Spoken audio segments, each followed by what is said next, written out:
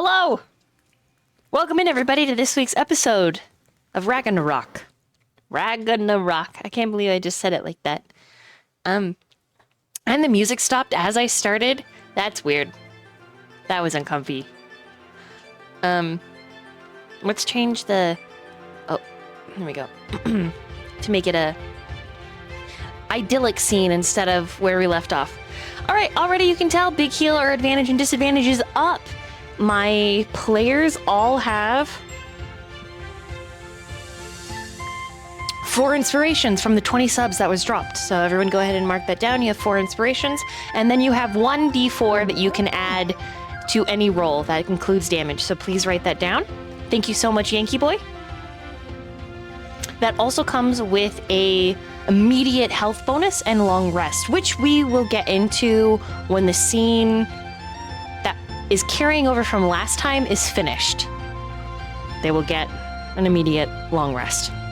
So that will be really good for phase 2.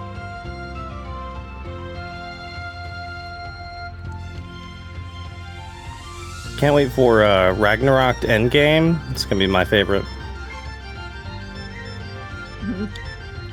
With that being said, Big Heel is in the lead on that poll. Shaking my head in disagreement. Gabe, also for your recaps, consistently, not only today, but consistently through just about every single game I run, I'm giving you a free inspiration and advantage to give away to any player at any time in the session, across any session that you would like. You want to put a limit on that amount? Yeah. I mean, right now you only have one of each, so we'll see. And then when you get it, and then, because he's gonna be. and then when I see you in other sessions, if I catch it, maybe I'll gift you another set to give away. Yeah. All right. Big heal 1, so everyone has 2d12 pocket heal, which is a free action to use. I have updated a little bit of the homebrew, so you'll see maybe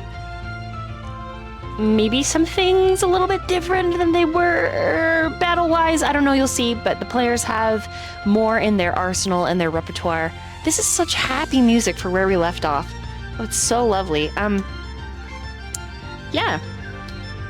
But you know who I am, you know whose channel it is. It's me, Void Doll. It's your bitch, your dungeon mistress and your storyteller. I'm gonna pass the microphone over to my other players for them to introduce who they're playing, who they might not be playing after this session, and whatnot. Starting with Spooky. Dolly, what's this in my inventory I'm seeing? Is this new homebrew? It's called a gun? No way, that's crazy. I almost made a terrible joke. I'll type it in the OOC instead. Oh, I gotta see this. But, hello everyone, I'm Spooky. I'm playing Soren. Dolly, you can't say that! I didn't say it! We all thought it, though. I didn't say it! You all thought that? Because of what you That's did. crazy. What's happening? I can't believe you would say that live on stream. With your character! Okay, I'm sorry. Nothing's happening. Alright everyone, I'm Spooky and I'm playing Soren. Am I dead? Possibly. Am I gonna be revived by Gree? Who knows? If not, we can all make Gree feel bad. That was a joke, everyone. Be nice. And besides that, I'm gonna pass it over to the lovely Jay. Now everyone compliment Jay, because Jay has done all the art. And the layout. If you do this, you're all our sheep. Don't. Ah. Bye. Hello, Jay or Vicious Jay. I scribble with my plastic appliances and like yay.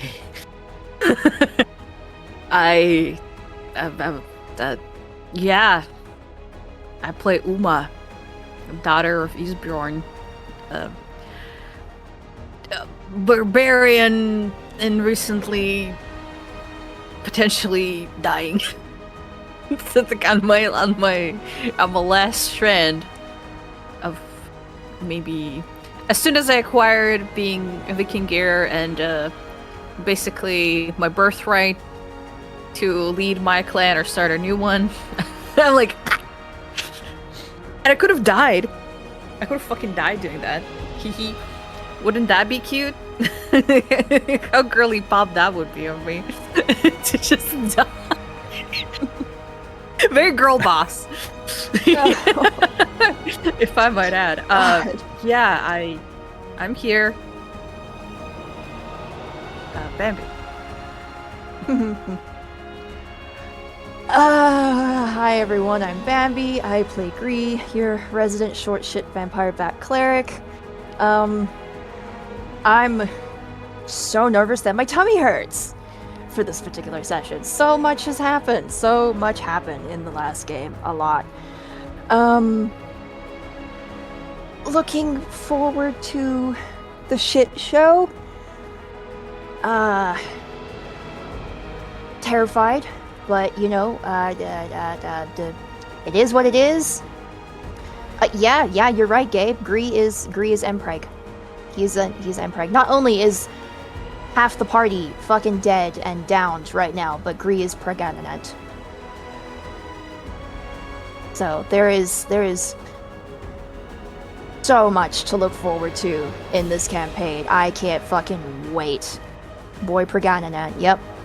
We're reeling in it now, folks. Looking forward to whatever the fuck is gonna go down in this session. Back over to you, Dolly, if you're ready. Me. Yeah, maybe. Maybe so. Yeah, last time. So much happened. Not being ready to put on his dad boots. Vega was a little sassy. And then he took the boy Pergrananant and stomped through the woods, where they eventually had a fairly serious conversation about the who's, the what's, the where's, and the why's. And Vega decided in that conversation that he wasn't going to die. And instead, he was going to consume the gods.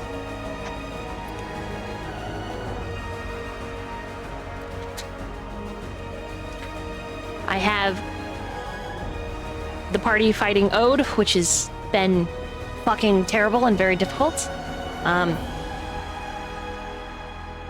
The wild spirit that looked like an eldritch horror, like both a part of the tree and an elk, connected to Uma, sending her on a warpath. And her warpath, should she achieve it, she will be honored in the halls of her ancestors.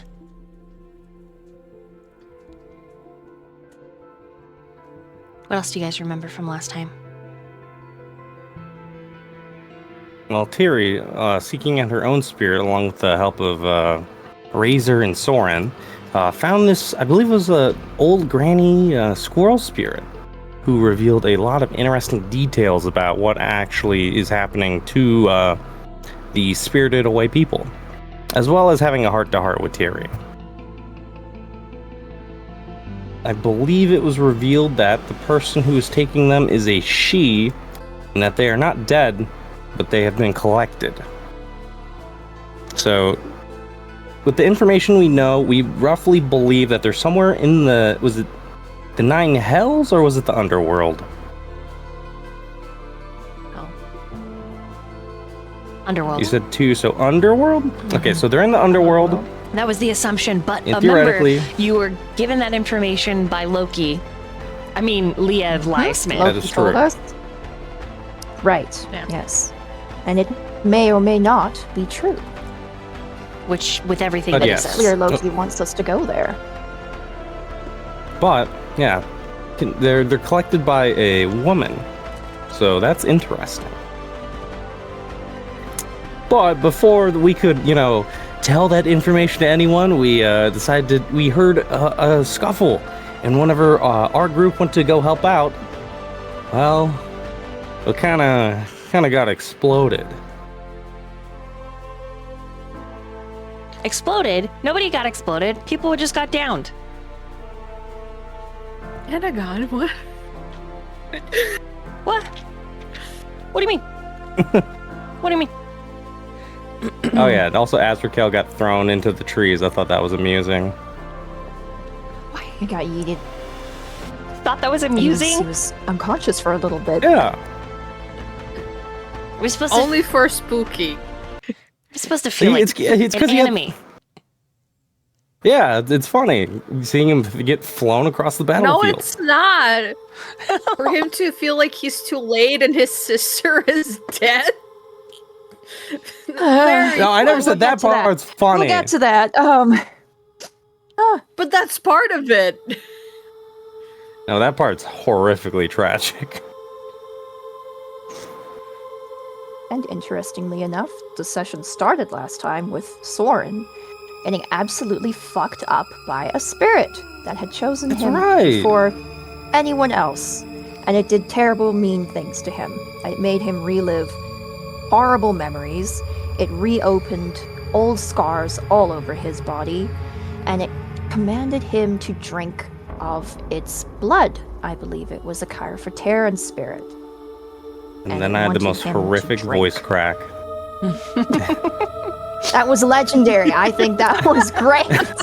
Oh, That was Oh my god. truly something that else. was- What a That moment. was truly something. Oh Yeah, it man. was. And Ugh. Soren, I believe Soren did eventually crack under the pressure, and he drank.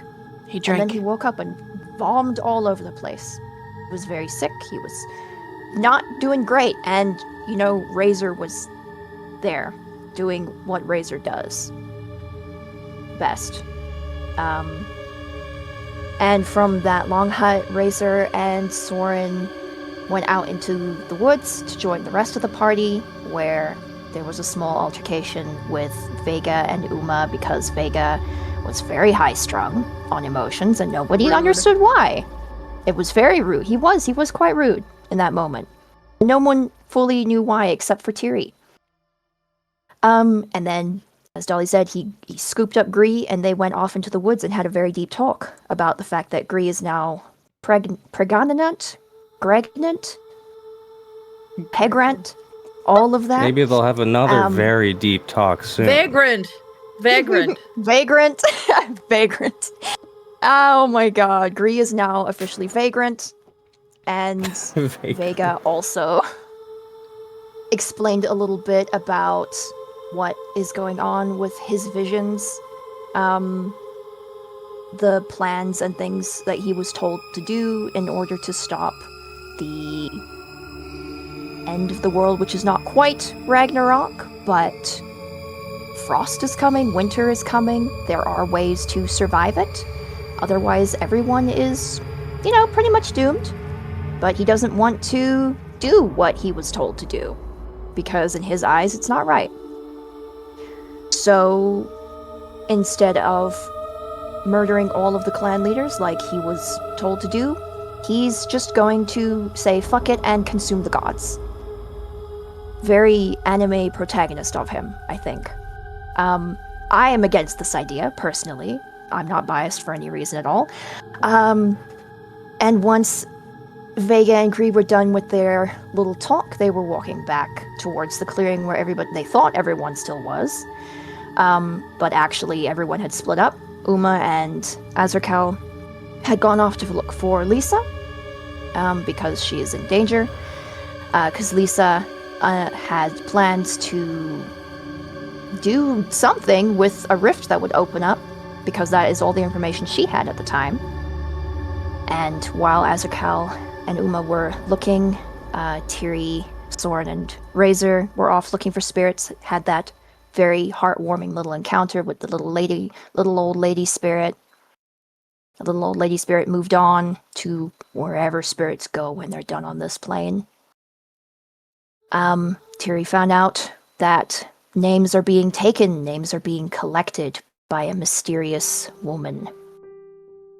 And then Uma has her confrontation with the wild, the spirit of the wild. An extremely important spiritual figure within her family and ancestry, the spirit that made a bond with her father when he ran in the Great Chase. And the spirit offered her a warpath, giving her the authority, the title, the claim to become a Jarl, basically, to start her own village and rule her own village as a Jarl. She now has her own voice at the thing. She's no longer simply Isbjorn's daughter. And then Ode showed up and split the spirit clean in two and tried to absorb its power and its strength and its blood. But she couldn't get all of it because Uma's now bonded to it, and a little bit of that spirit is still in her permanently, we assume. And a really big, crazy fucking fight ensued. Lisa showed up, she started fighting with Ode. Uma did some really cool shit, cleaved Ode's hand right straight down the middle of the arm.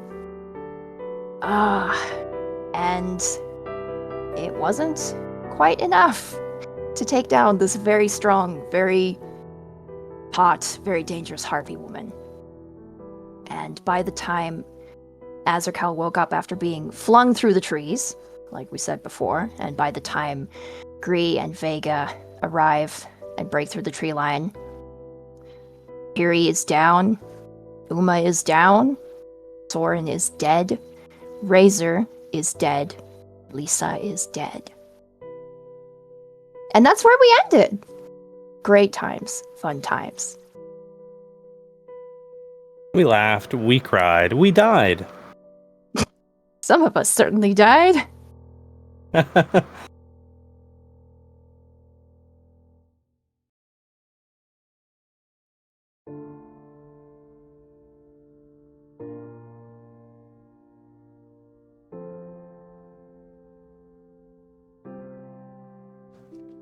We begin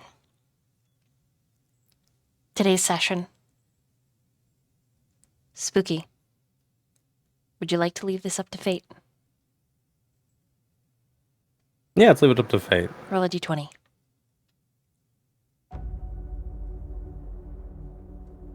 I cannot roll it in Foundry because Foundry isn't actually loading for me.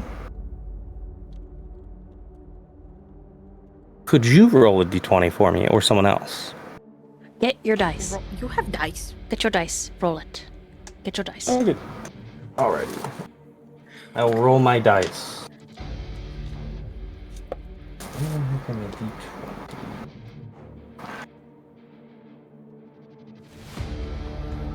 14. Okay.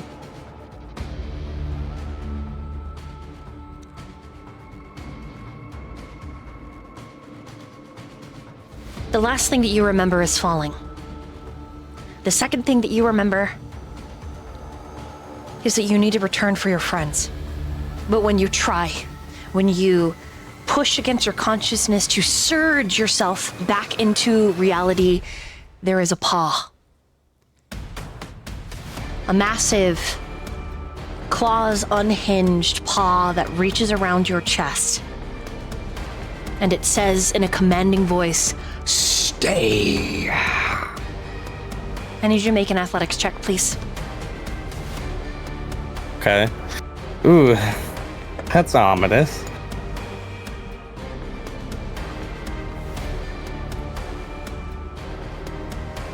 $16.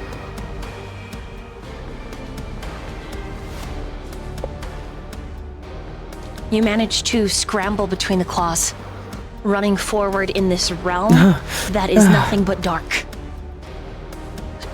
A miasma filters along the floor and it smells astringent, poisonous. And even though it is burning your lungs, it isn't outright killing you, and you are panic, raw and personified panic, looking for an escape. You feel no more than a hare, the rabbit, lost, unsure. And then you are cornered.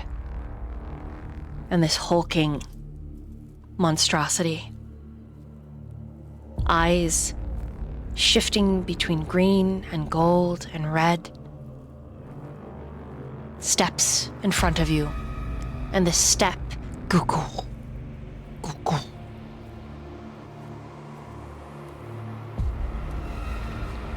It is death. And also change. It tells you, come. Drink. And it cuts its own hand with its thumb claw. Its bat-like appendage reaching out to you, that wing leathered, torn, scarred.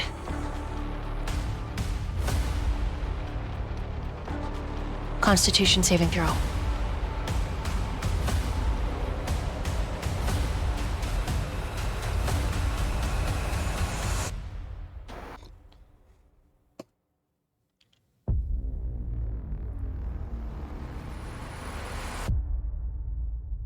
Okay, let's see. What's my modifier? 2. Oh no! Oh. Okay, what'd you get? 2. Wait, you got 2? Yep, that's correct. Oh, boy, you are compelled to drink, even though you don't want to. And as you swallow, making these wet, gulping sounds because there's just so much blood free flowing down your cheeks, your chest, your neck, there is a chuckle. Feminine, dark. And so your little patron assumed she could keep you from me. How very cute. No. You cannot stop the end, Soren. And you hear her heels clicking. And the creature purrs. And it is a huge creature, 20, 25 feet in length, massive. And as she approaches, she is darkness personified, beauty and death in a perfect, orchestrated symphony. Her physical form, a warrior's curse. How fortunate for me that the veil is so very thin. And she touches your nose, even as you are drinking, and the curvature of her claw pokes the center of your forehead, making you bleed. And then she pulls your face back from the beast. The beast is hers, and it is clear that it is tame for her. As it steps back, she moves to lick at your mouth. Her tongue splits into 3 different ways, and she is cleaning up the blood on your cheeks, your neck, and then she grabs you by the throat and lifts you up off the ground. And now, little warlock, you belong to no one but the Mistress of Night. And that's when she starts to eat your face. And it is egregiously sexual, the cannibalism. The feeling of her consuming you. And it is not that you die as she consumes, it is that you are changed. You become Karafateran, Skarnath, in war form. It is an egregious surmounting of power. And it is a taking of your bone and blood and flesh. And when you are spent, because she is not, she drops you to the ground, and your body twists. Let them try to take you now, little beast. And she steps backwards into the dark. The dark, her dog, come to heal. The perfect pet. Just before she's out of range, she snaps her fingers, and that skin-tight leather over her hands makes the sound dull, like a drum beat, that snap. And we meanwhile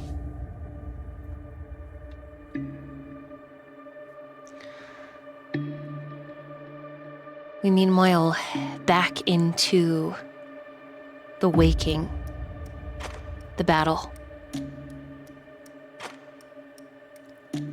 Uma, I need you to roll a Constitution saving throw. On save, okay.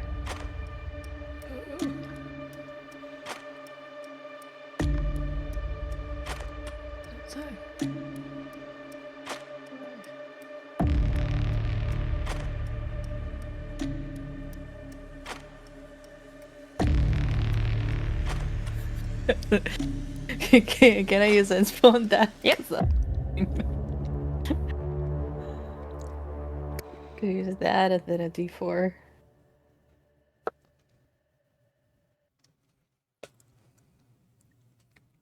And then just let me know what you get.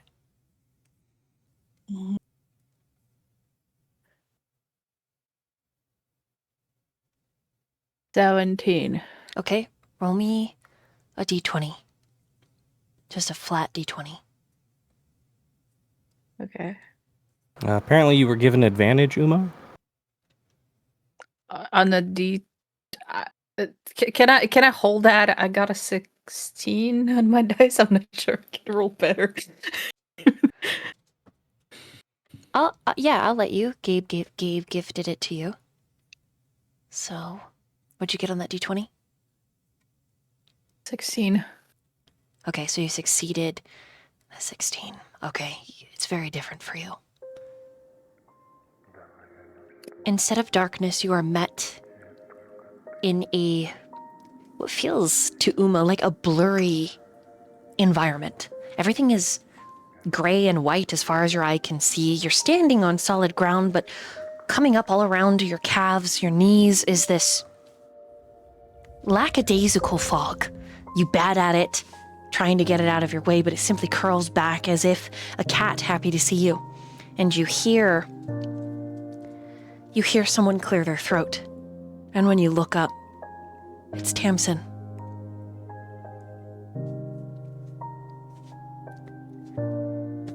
And he says, "Hey, you're not supposed to be here."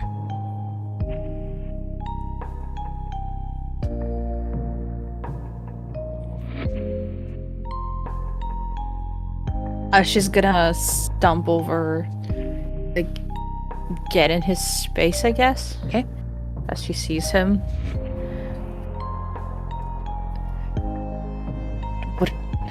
What is this place and what? I don't want to. He embraces Where you, are we? grinning. I forgot you moved like that.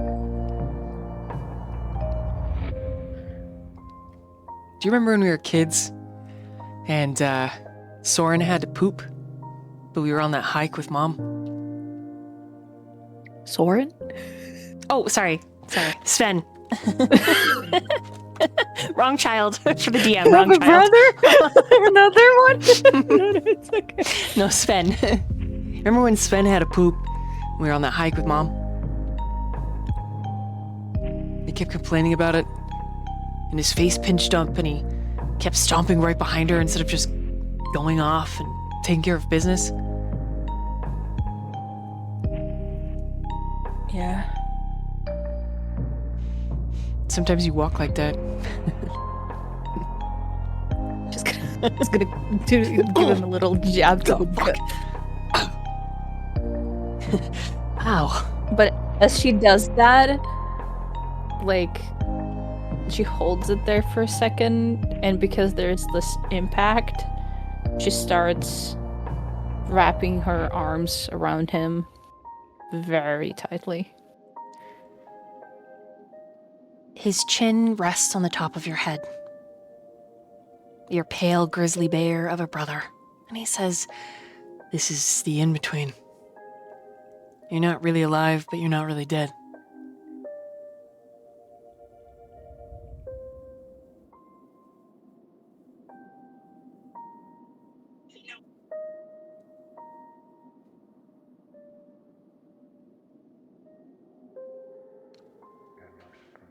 You're not supposed to be here.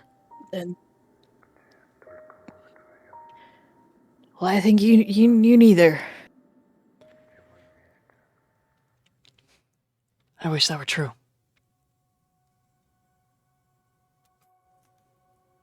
Well, I'm trying to make it true. I know.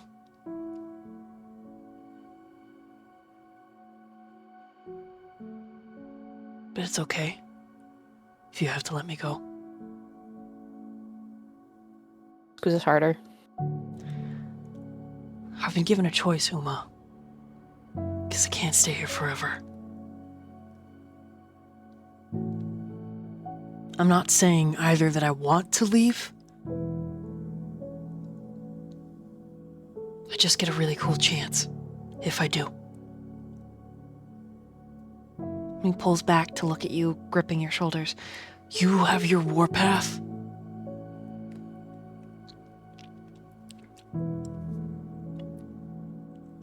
I got a chance for the same. It's just...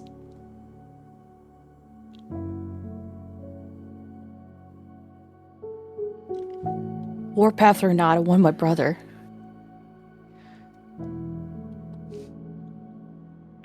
Well, that's just it, Uma.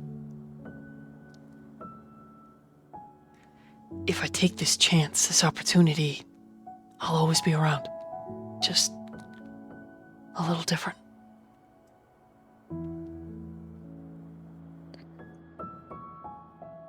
We could always meet in Valhalla, you know. But to live out our lives together. This is cooler. Want to see? So.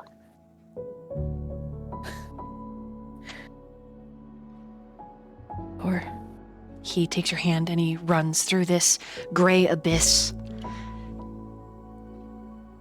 It's the perfect temperature. It's completely bland. It's just this banal environment. And he starts running like he knows where he's going. And before you're aware of it, your brother is pushing open a door. And as he pushes open this door, you look out over your family's ancestral forest. They need another wild spirit. And he grins at you. The two of you are standing on solid earth, but it is invisible because you can see below you the entire valley.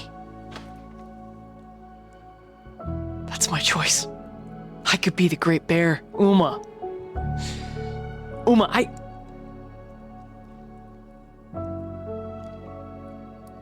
finally get to protect everybody. I finally get to be a bear worthwhile.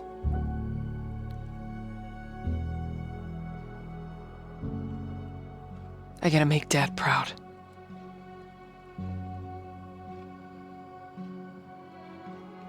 But I won't do it.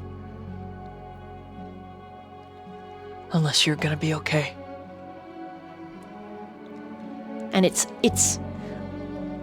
a repetitive flash of all of these moments. Your brothers, their relationship, all of them, even Gofred, with you, that you, Uma, are the baby bear. You always have been the little bear to all of them. Even when it was you and Helga, the two of you were so treasured and cherished by your brothers that your relationships, they were deep. And they were more meaningful than even the relationships they had with each other. Not to discount the relationships Tamsin and Gofred or Tamsin and Sven had, it just was different with you. They were always looking out for you.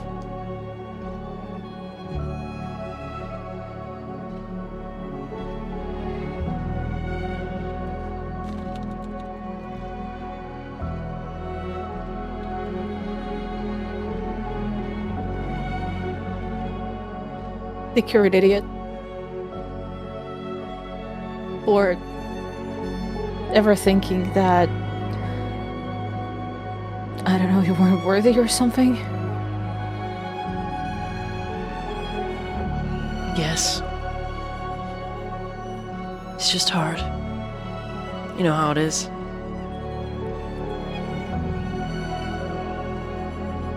When you have parents as great as ours, it's a long shadow they cast. And I just want to be worthy of the name. Because you know Mom. You know that her ass is going to be a Valkyrie when she dies. She's not done.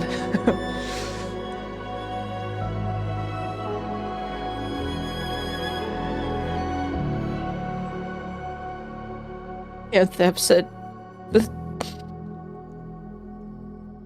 Even if you're looking out, I just not be able to hold your hand, or it's hard with, you know, Mom maybe also being gone with my name on the stones. Then there not gonna be anybody left. No. But you have a great path before you, little bear. And you're the only one that can do it.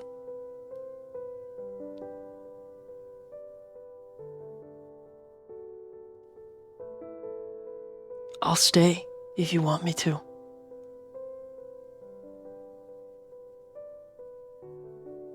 And he looks out over the forest.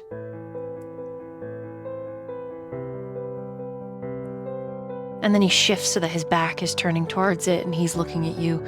I'll stay for you.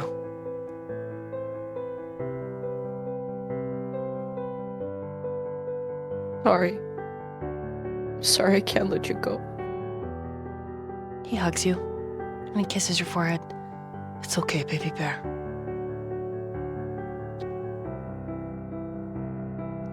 There is a sound.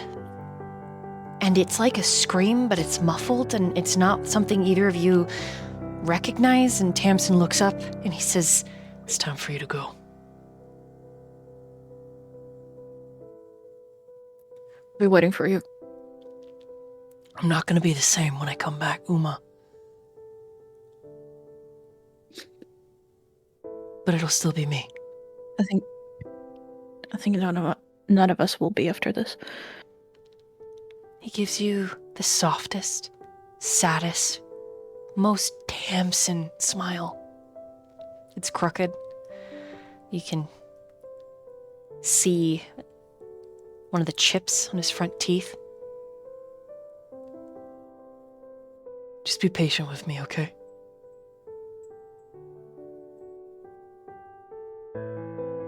You know, that's not how I am.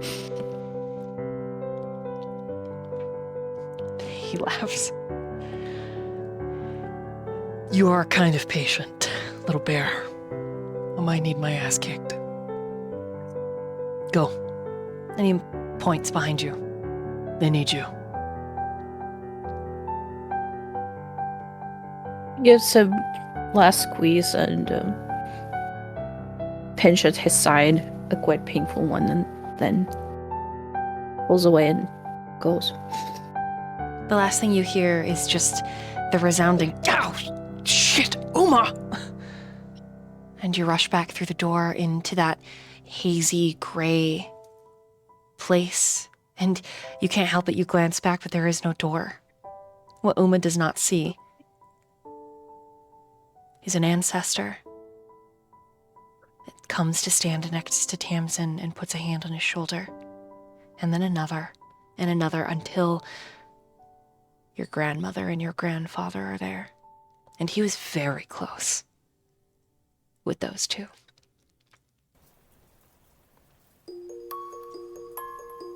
And he cries. He falls to his knees, sobbing. Uma will never know the sacrifice Tamsin made, but she will always assume. She will always feel it. And whether that leads to growth for her or guilt will be up to the player and how Uma's story unfolds. But as Tamsin turns his back on joining his ancestors in Valhalla to return to his body, he prays that whatever happens, whatever he has to pay, his family doesn't.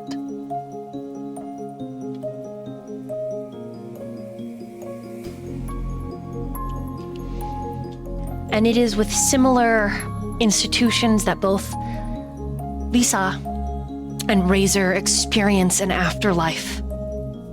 A moment, a person, a horror, depending on what they roll and what they save. Their experience is something that they will never forget. And if they do forget, it is written into the bones of their soul. It is an instinctual constitution that is braided through them. The memories are in their blood, even if they do not consciously recognize them. The same it will be for Uma.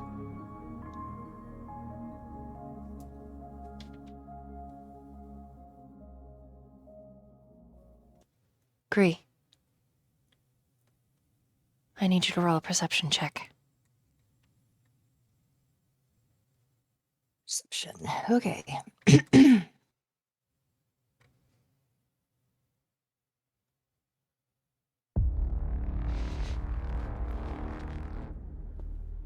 18.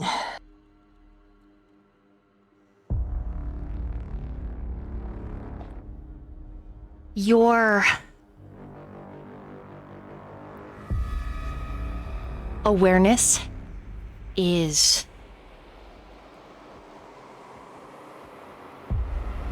on high alert. There is a static in the trees, even though many of them are dead. As you moved into this glade, there was a distinct line of life and necrosis. Whatever magic or foul deity has sucked the very energy from this flora, it is a distinction that sets your hackles. And then you hear this pain, this sound of grunting. And you come around the corner with Vega to see that Azrakel is impaled. And it is all the way through the side, hip, stomach, and he is bleeding from the mouth, and he is squinting, and he is coughing, and he is sputtering.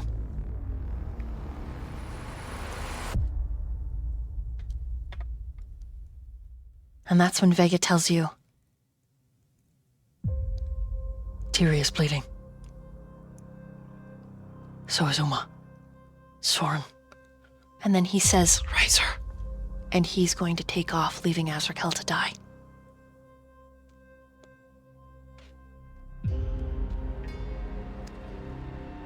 What do you do?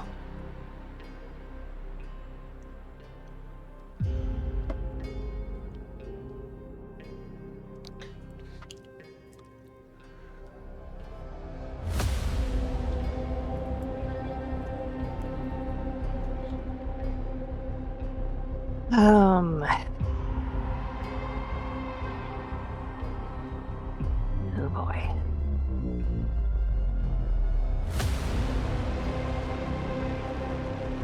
I mean, he's cure wounds. Okay. So you approach Azrakel? As you do, Yep. he says, Just help me up with this. I reckon I'll be just fine if I get this tree out of my gut. You gotta help Uma. You gotta help Lisa. Haha, very convincing. and when you go to heal him, he does Bree's grab going your to- hands and says, I don't need it. Just help me pull. You swear to me that you don't need it. I promise on my cowboy hat and my vest. On the boot spurs and on my chaps. Now pull! He's gonna start pulling. Okay. You fucking die, cowboy. I'm gonna find you in the afterlife for this.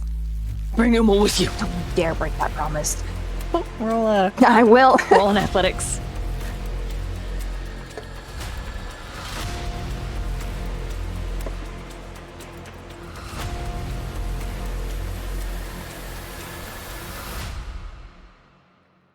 Oh no!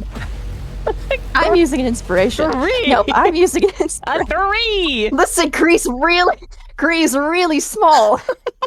It's okay. You just need to be able to help him so he Can can I have give my advantage. advantage to Bambi, please? I'll allow it. That's fine. Thank you. Advantage athletics. Mm-hmm. I'm lightheaded right now. Bambi, no stop. You got a nat 20. There we go. Whoa! Okay, wow. Woo! All right, so that lets him roll again. Okay, very good. You and Azrakal remove him from the tree and he starts bleeding out even more. And he just shouts at you to go.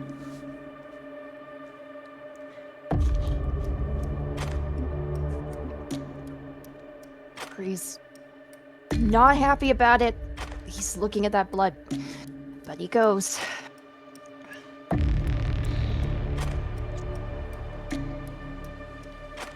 Let's see. As you get here, Vega has grabbed Razor, who looks dead.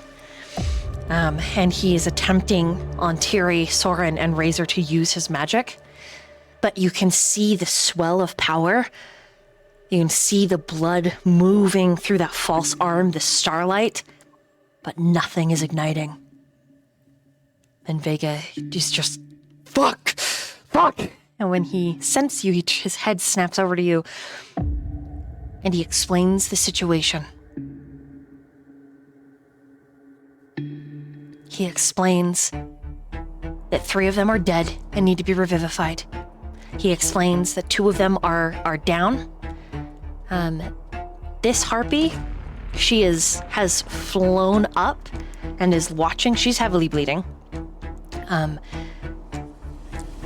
She's an afterthought to Vega. But when you come into her awareness, she... Oh.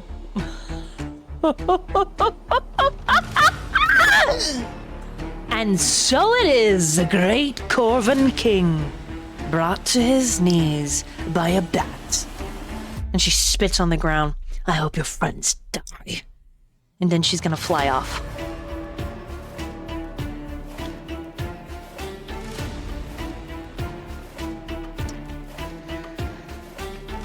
What do you do?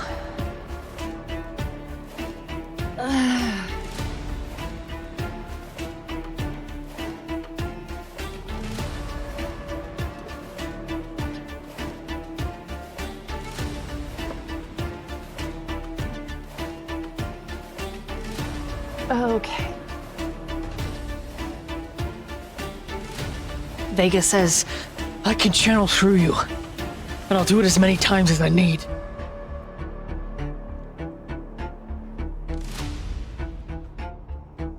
he's gonna hold his hand out.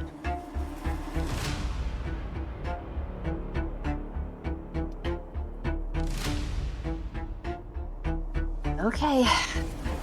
Bree is going to move over to take Vegas.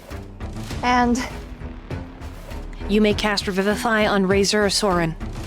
With Vega channeling through you, who do you choose?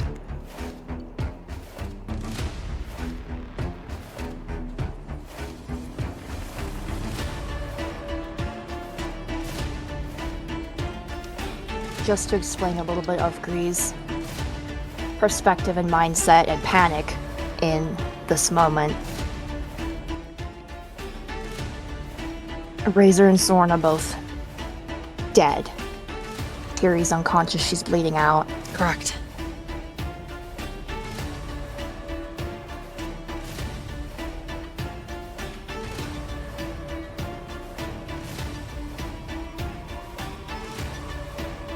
He thinks back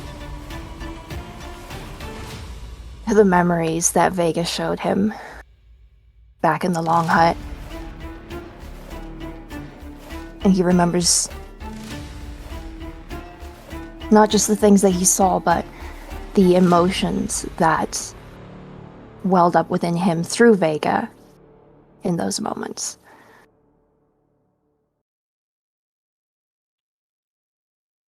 And he thinks back to just a second ago when Vega saw everyone and rushed forward.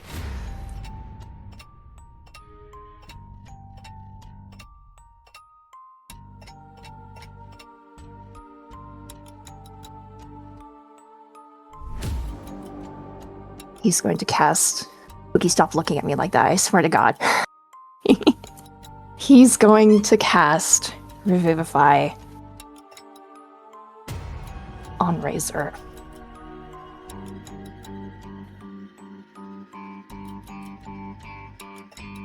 The moment you cast it, He's going to take Vega's hand. and Razor starts sputtering and coughing, Vega lifts him and kisses his face multiple times. Only for Razor to shove at his face and say, Stop fucking making out with me if you're not gonna give me a handy. Please. and then he pukes. And then then Vega just drops him and turns to Tiri and Soren. And he says, again. And Uma, I need you to make a death saving throw. And this time, Gree, when Vega channels through you, the magic is not the same. Constitution saving throw. Oh, God. Just to ask, when I was, would this can be considered my first one? This is your first one. Testing throw. Okay. 18. Okay. For your last two, to cause more panic, I'm going to have you roll them. I'll let you know when to roll them, but you're going to send me your roll in your private chat, just to cause the other players stress. Oh. Oh, sorry, Yeah, baby. thumbs up, everyone. Great. You are not. So You're not. what'd you get? What'd you get? All right. Constitution. Oh, you rolled a 21. 21. Good job. Woo. Good job. I'm so scared. Um, Oh my God. Jay, I love you. You freak. literally pretending to be dead with a bouquet of flowers on her chest, like leaned back in her Yep. chair. Oh, the dramatics of this party. I love it. I love it. I'm still crying tears, by the way, everyone. As Vega channels his power into you, there is a instinct that this will hurt your child, and you pull back at the last moment. And as if he recognizes your reaction, he looks down at Soren. And then he looks back to Lissa, the Wintermaw princess. The political implications here are if she dies, there will be war among the Lycanborn. And if there is war among the lycanthrope species, the bestial legacies, when the humans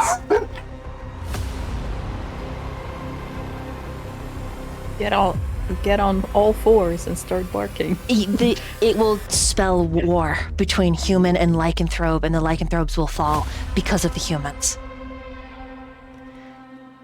You have your next choice, Bambi, is on your own. You could try to heal Soren or the Wintermaw princess. Hold on. Give me a second. I gotta take a quick BRB.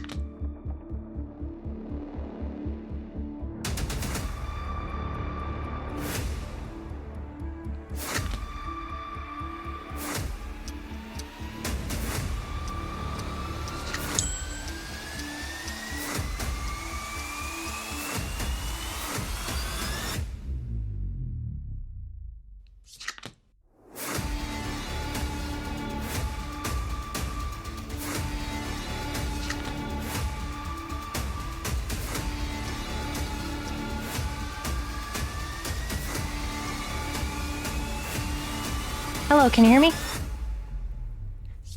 My brother gave me his dog. Forever. This is her.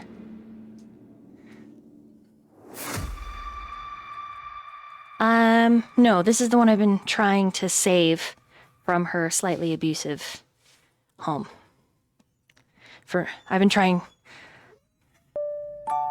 I have been trying to save her since before I knew Jeff. Yeah, when she was a puppy.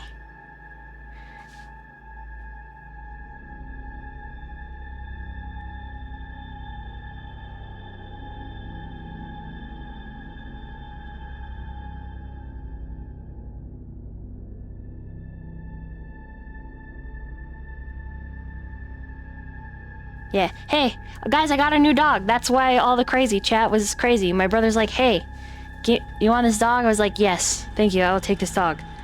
So, I don't think they heard me the whole time. I think my mic was muted. Unless you could hear me the whole time. And if so, sorry, my dogs were very loud. Okay, then I was muted on here. But yeah, this little dog I've been trying to have since she was 1, just because I'm picky in how I treat animals. I don't treat them like pets, I treat them like babies. So I have this baby I'm gonna foster and see what we can do. We're gonna wash her and get her all nice. And my brother, ever since having babies, it's been really, really hard for him. So in his defense, not an animal person, but does take care of it. Well, not a small animal person. Likes working dogs, like big boys he can take to work. So little tiny dogs that are yappy and poop in the house, he struggles with. So when I say abusive, it's not really... I treat animals like human children. Human children. Like, this is a baby. And it's no surprise, as a human being, I think animals are a little more deserving than people. So I'm excited to foster her and see what we can do. But anyways, yeah, I'm gonna talk to the players and I'll be right back. But that was all the dogs like, oh my god, what the fuck, crazy, we got a new friend, oh my god. So if you heard like the house horse and the other little dogs, they're excited because they love Alice, and that's her name, Alice. I'll send pictures. I gotta wash her and take care of her. But yeah, they're all buddies. So anyways, I'll be right back, chat.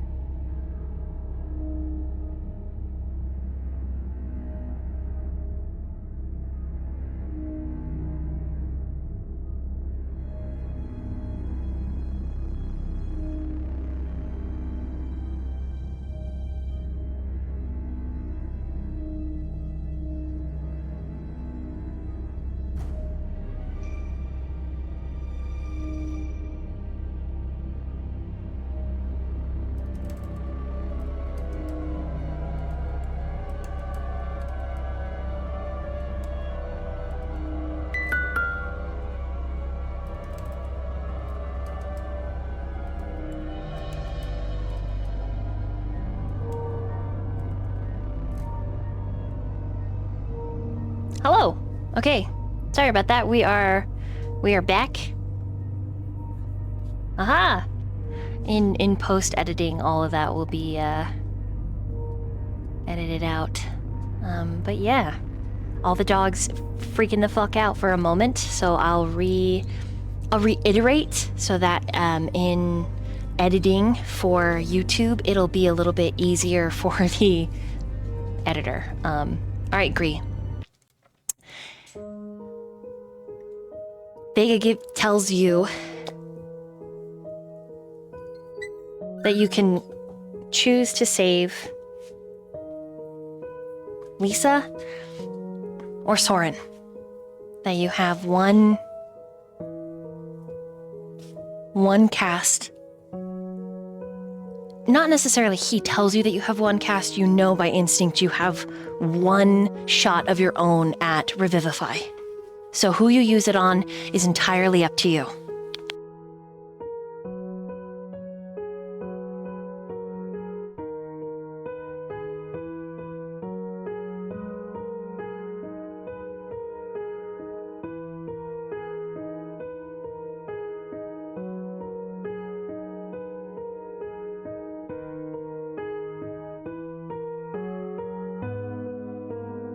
I apologize, Spooky. But in the long run, if the clans and everyone go to war with the humans and get wiped out anyway, then the fight is for nothing. So Gree's gonna choose Lisa.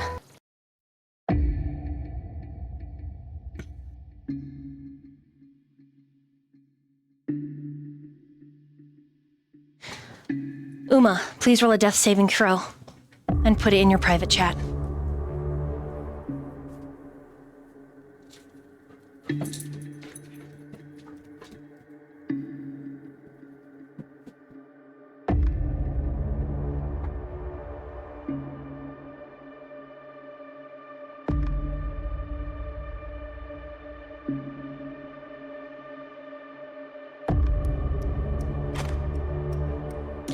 Right, Bambi. I'm gonna roll the death saving throws for Tiri. Alrighty. Where do you go? Who do you heal first? As Lisa takes a sputtering cough, Uma and Tiri are still unconscious and bleeding out. Whoever you heal must make a final death saving throw. If they have failed 2 times before, this third failure will mean that they are dead.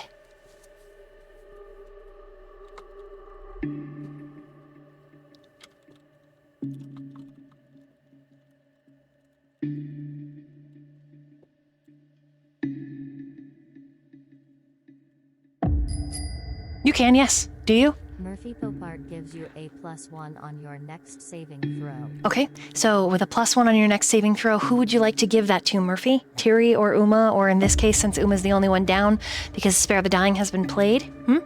Uma?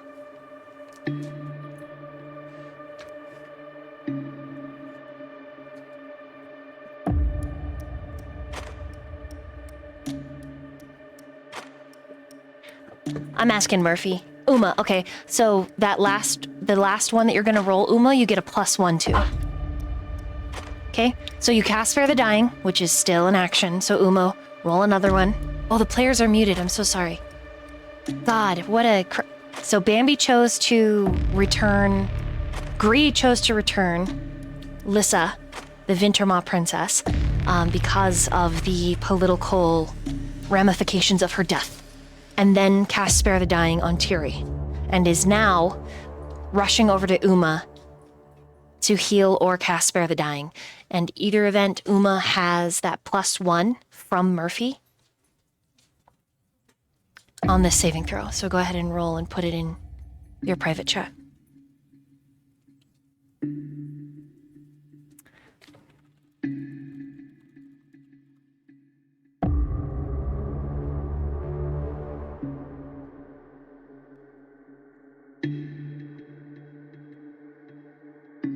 Okay, Gree. You move over to Uma, what do you do? How do you save Uma?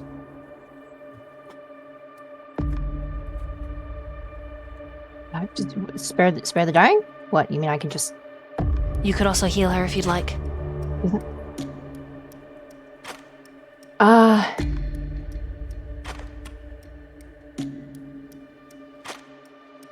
Yeah, she has a potion.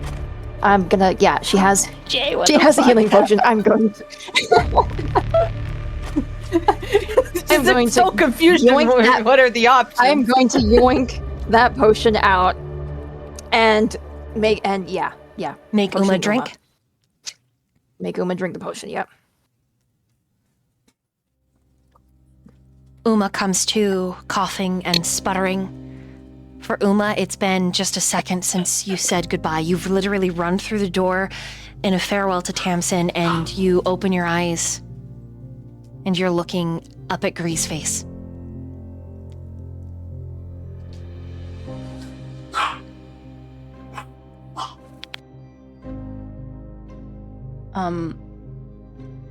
As she's coughing, there's like a little bit of a wild look. Her eyes are like looking in all directions, looking for something. Like, I don't know, looking. And then and then she kind of looks up and starts to cry and covers her eyes with her forearm and just kind of hiccup cries laying on her back and just doesn't say anything for now.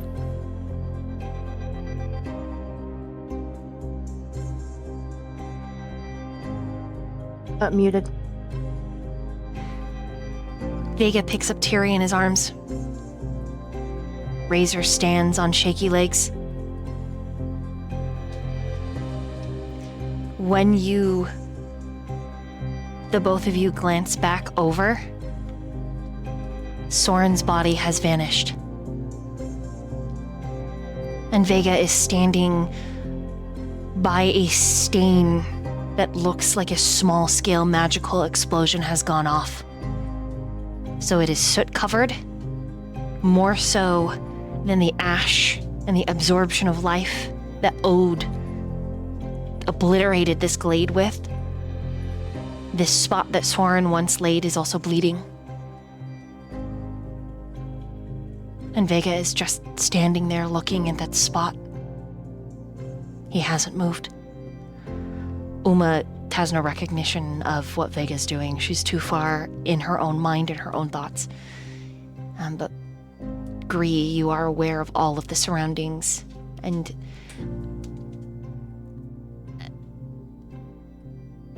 you all have a moment. Uma and Gree, to roleplay before I describe what happens next. If anything. Gree would just be holding on to Uma, just like touching her shoulder and trying to soothe her, but probably not saying anything, just letting her cry it out. She cries out for like a little bit, I think, as soon as she feels you trying to comfort her. And there is like a quick of like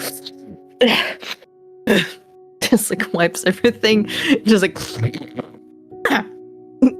sucks everything in and just I'm okay, and like starts. Uma, that was gross. You're gross. You're gross. Oh my god. It just like spits out Ew. blood. Nasty bear. Can you get up? I think so. Okay. Where's Azrakil? She shoved him. He's in the woods. Gree will point to where he last saw Azrakil. And he's hurt. Lisa, and she like's gonna look around. Is Lisa like unconscious or something? She is unconscious, but her chest rises and falls with kind of a fluttering. I'm gonna Can I take one of my potions and just Yeah. make her drink? You can. Is it a normal, just a regular healing potion? Common? I mean, like the one that we have, like 1d12. Oh, the healing, the pocket heal. Yeah, let me roll. Oh, is it like a different thing? Because like, if it's like a potion, then Are you gonna give her one or two There's- of the D12? one, because like Gree used one of mine to give to me, then another one I'm gonna probably. So Okay. you have one left. So she rolled a Yeah. 10. If we're going by what, so you heal her 10 hit points. She's still unconscious, but she's very stable. All of you to say you look Yeah. like shit is a polite description. Bruised, broken, bloodied, scratched up, Can I haggard. walk? You can walk, but you're stumbling a little bit.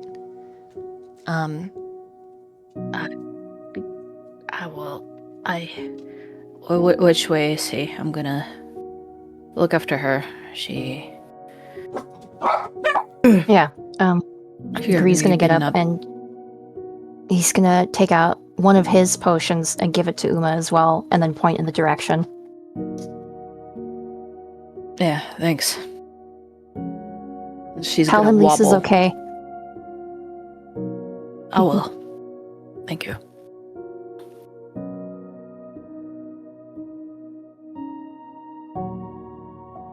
There is, I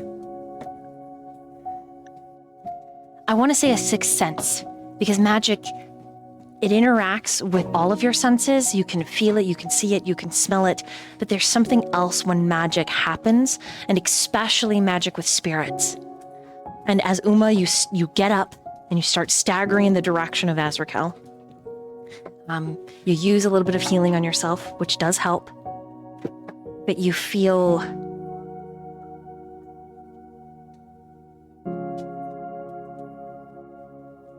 a calling. Roll an insight with advantage. And it isn't a calling like a noise. It's like a beckoning inside your heart. To crit. Oh, 20. critical. Awesome. Otherwise it's 21. You I only have one. okay, you recognize it as a spirit of the wilds. What little is left in you, but it is not you and your pact with this spirit. It is this spirit's natural inclination to grow, to heal, to overcome in the face of tragedy. And as you walk towards Azrakel, everybody in the party can immediately take a long rest. You get about 20 steps.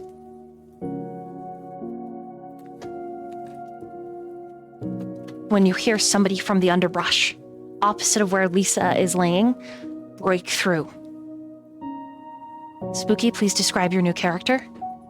Whether or not Uma decides to turn around and care and look is completely up to Jay. But this is, and you Well, can change your Can I throw my Spooky- axe at the brush? You can. You can. I'm dead. So before let's that, see, describe what's your my third character and then roll the hit. So, Okay, so what comes out is a kind of a tall, lanky, blonde-haired man with sort of an olive skin tone, wearing what looks to be nice clothing. Though it seems like he is dressed lightly, with his some of his chest exposed. He's like, oh, what was that noise? What the blazes happened to you? Ugh! As he flinches from a axe being thrown at him. roll to hit, Uma, And since what do you are you throwing get it. to hit? Natural 20.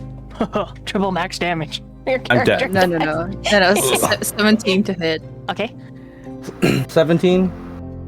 Yeah. You say it? I'm pretty sure. Yes, I'm pretty sure that does hit like right on the money. Like, yep, 17 meets it, beats it. Yeah. How much damage? Let me roll. I don't have. Ugh. What? Ah, damn it! The fuck are you? What the fuck? What the fuck are you? You saw what happened. You know who the 15. Wintermop princess is, and she is currently unconscious. There is no recollection of a harpy being here, so you're not sure if anyone has like been attacking each other or what side you should be on. With the art that you got done of your character, I'm gonna make a token and just throw it up really quick, just in case this descends into PvP, but I don't suspect it will. Go ahead and roleplay. Did you attack the princess of the Wintermaw? Holy shit, is that Azrakel? What the Oh, fuck. As he says, oh shit, is that Azrakel? Uma, you hear a and you As she immediately like loses all interest. It was, by the way, 15 damage. Ugh, holy shit! yeah, like cuts into your exposed chest. Oh my god, Franklin just tried to kill God damn himself. it. Franklin! Stop licking the fucking mirror! Again?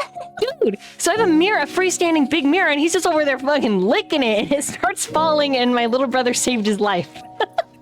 Goddamn house horse. Do you happen to have any aloe vera plant? Because that shit tastes disgusting, and that's the only thing I've been able to use to get my dogs to stop licking things. I don't have one right now, but I can go get one. I'm gonna write that down. Anyways, back into the scene. Fucking house hippo. Azrakel is bleeding, but he's holding his side. You approach him, Uma. What's your passive perception? Passive 14. Okay, let me make a roll. I gotta leave this up to fate. Okay. I'm gonna type at you what you notice. All along his rib cage, as if holding in his insides.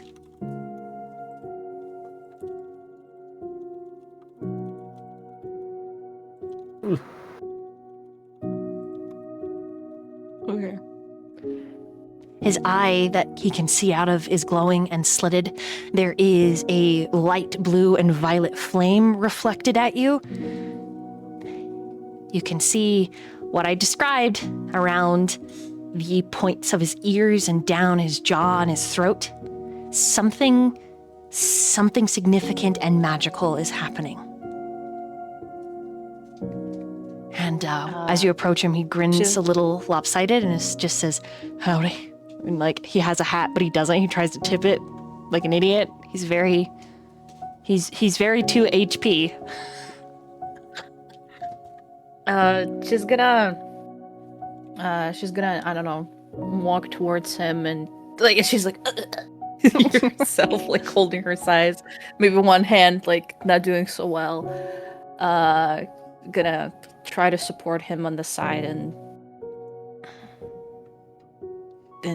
reach for the potion and try and give it to him, like help him drink if he needs to.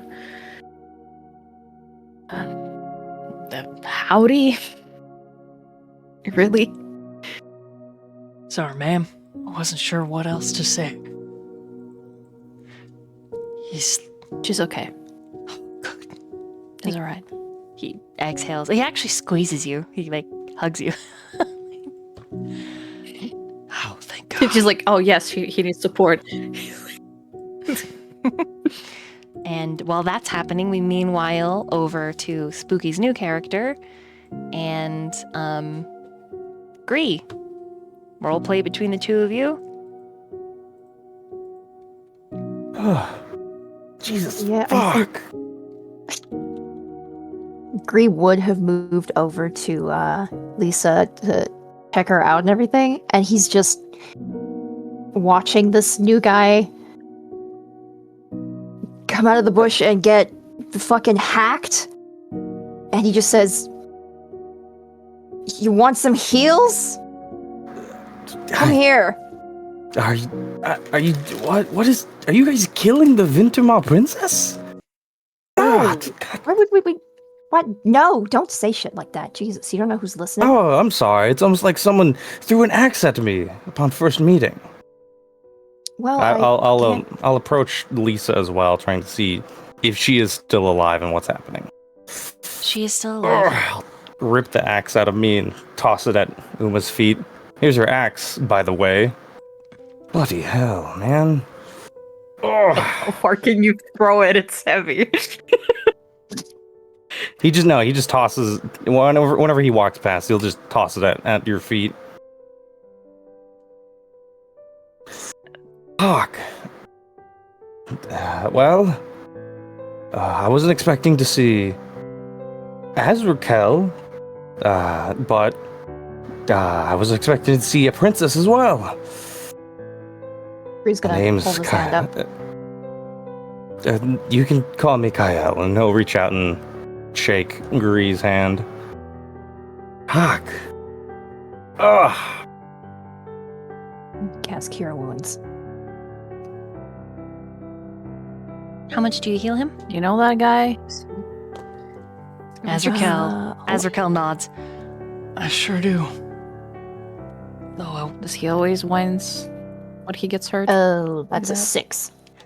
I mean, you got one hell of a hand. Thank you. One hell of an arm. Probably be a whine or two. If you struck me. And he winks, trying to be funny, and then like coughs. Oh, fuck.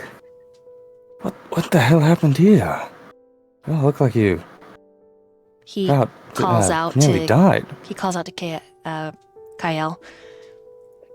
I think it was a harpy. Nasty like. A harpy. And do I know what harpies are and like what their whole deal is? They hate you guys. They hate Lycanborn. Oh. I mean, they fucking sometimes harpies. you guys like sleep together. You know, hate fucking is a thing between the species. But yeah, they also live in this valley, and they're like, there's only room for one kind of monster that gets fucked, and it's not you, were creatures. But yeah, it's a lot of petty, and maybe not so petty. I'm certainly jealous, Spot. Depends on the murder of harpies. But in general, let's just say they're not allies in general. The hell did you guys do to piss off a harpy? That's kind of a long story. How about you fucking started by killing my spirit of my ancestors? In this fucking forest. Hey, Me starting something. is that why everything's dead and fucked around here? A spirit made contact with me and offered me a warpath. And I accepted it. And then this fucking chicken flies in and kills it. Yeah. Oh, I think she also tried to suck the rest of him from me, but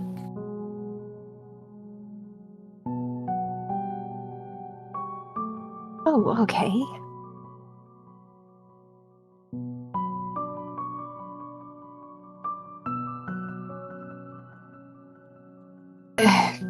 Anything else we need to know about? is that the Corvin King over there? What the? Yeah. What is? You all are a curious group. Are you all together? Technically, Vega, yes. You're asking Vega awfully a lot points of at Gree questions. and just says, That one's mine. And Razor's like, and pretty much just everybody's fucking mine. Like if this is a harem, I'm the boss of the harem. And what we're gonna do right now is take a sit, breathe, and finish the fucking chase. That's what we're gonna do.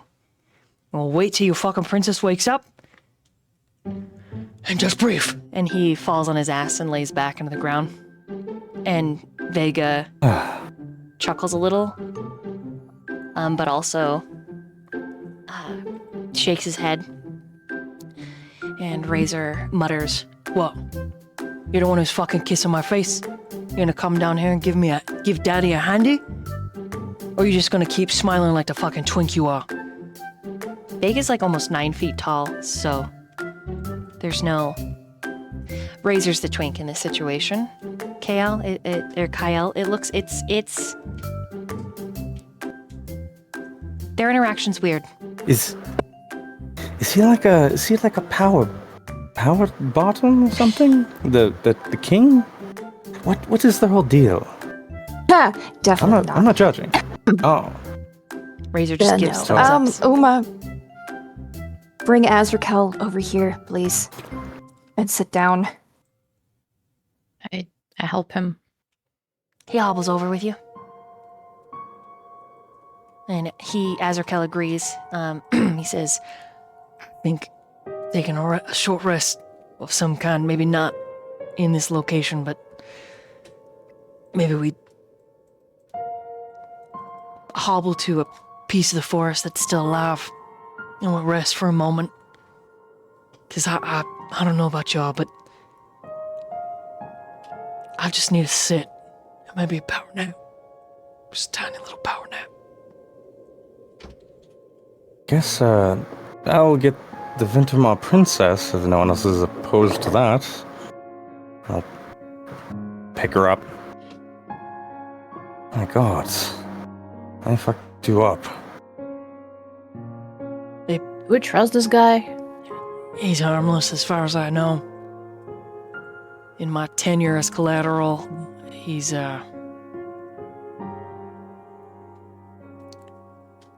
giving me rice cakes time and again. When and he mutters so only Uma can hear is when they didn't feed me. But he says it so quiet that Gree can't hear it. And then he says a little louder, so he's alright. The disgust on Uma's face. It's such a fucking sin in her eyes, just like...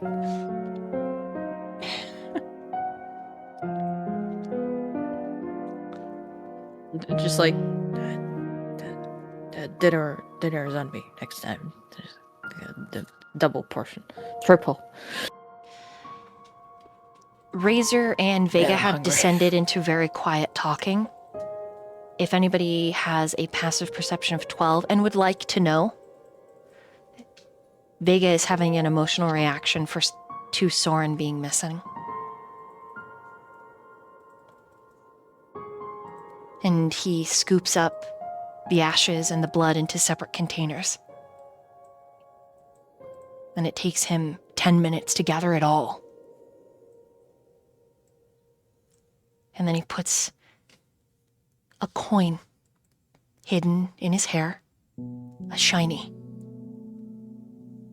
onto the ground, and he covers it.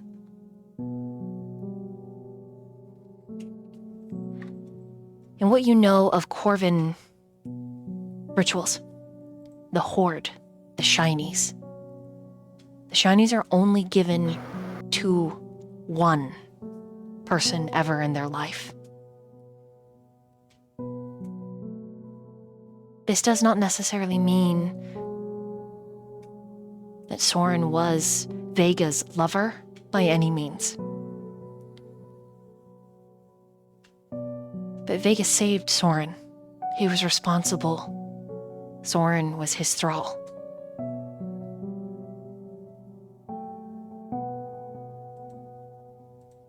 And the blood is on his hands, not Ode's. And it is only after he does this small ritual that Vega is ready to find somewhere to short rest.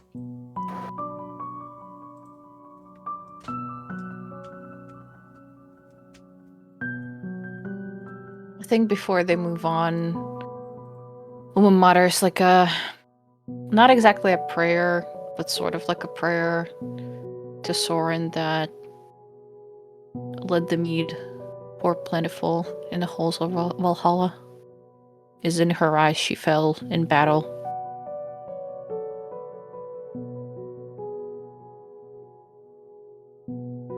Bree also would have taken a moment to stop and offer a small prayer, in hopes that he's returned to the Night Mother.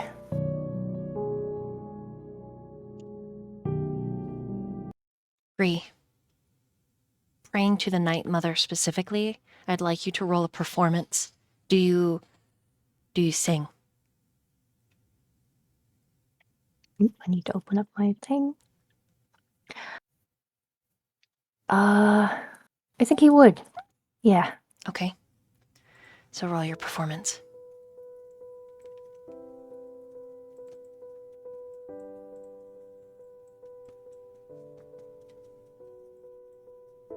Uh, 13.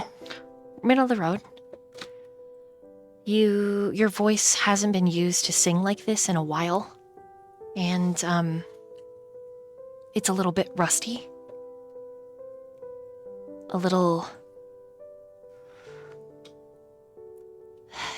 It isn't remembering the words or the prayer that's difficult. It's singing these high notes without warming up, but still, with a 13, it's beautiful. Your voice is more than average, and it's soft. And especially to the Grimbjorn, your song, it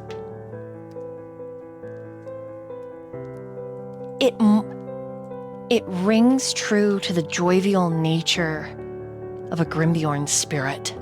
And the wild inside of Uma, that sixth sense that you felt earlier, it rings with the song. And morale changes from this heavy, cloying sadness to a bittersweet and a hope that Soren has gone unto Valhalla. That he will be cared for, that he will be taken into the deep pools and then reborn in another life, as is the Night Mother's will.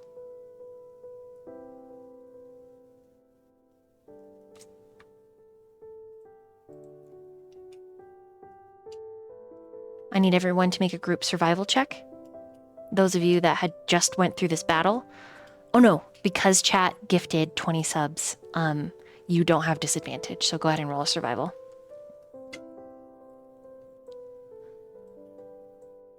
I was going to make you guys roll a disadvantage, but you got that long rest.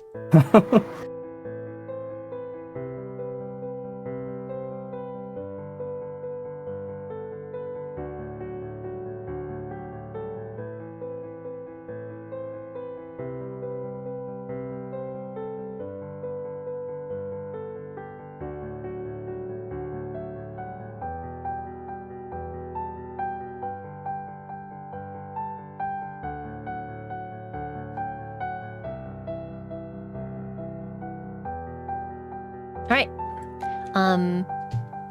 Jay, can you add everybody's survival up for me? Let me know what you guys got.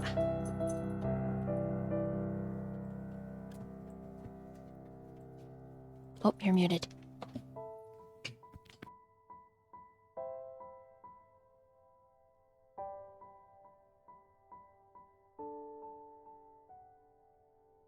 $42.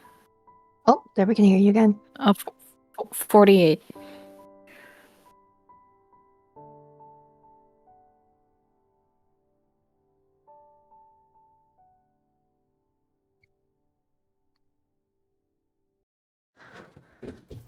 Okay. It takes you the better part of 40 minutes to get to a place that is deemable, decent enough, with enough cover to rest. And as you move through the forest, I would like everybody to make another perception check.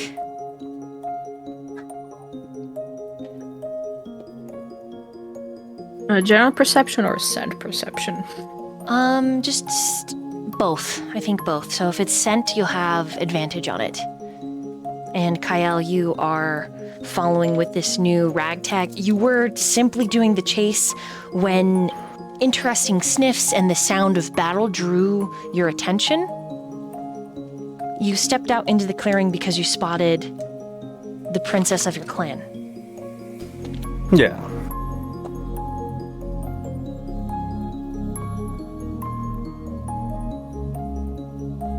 Okay, Uma's got a 21. Go ahead and change your name from Soren to Kyle, please. Kyle's got a 21. And then Daggery's got a, just in the Discord. Spooky.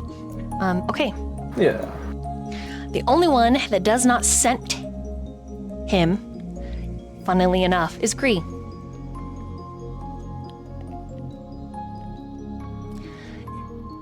It is his blood that you smell first. And then his sweat from exertion, and the smell of battle, which has a very particular acrid scent.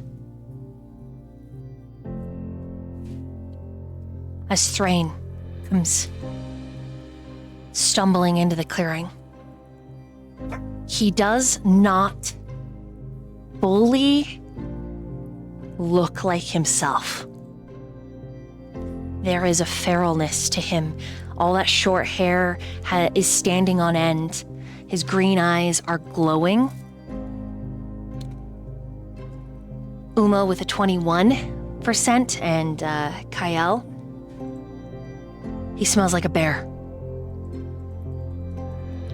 But he also smells like a harpy. And you don't think all the blood that he's soaked in is his own. In fact, you think that Thrain may have tussed with a different harpy than the one that you all fought. And the implications are that Thrain fought this harpy alone. As he makes eye contact with all of you, his pupils are pinpricks. The green is glowing, and he starts to growl, and you see as he begins to shift into this enormous, huge, near gargantuan bear.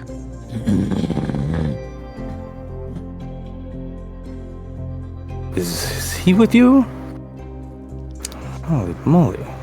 Let me turn on the stress music because you might be fighting Thrain depending on what you get. So, what do you do?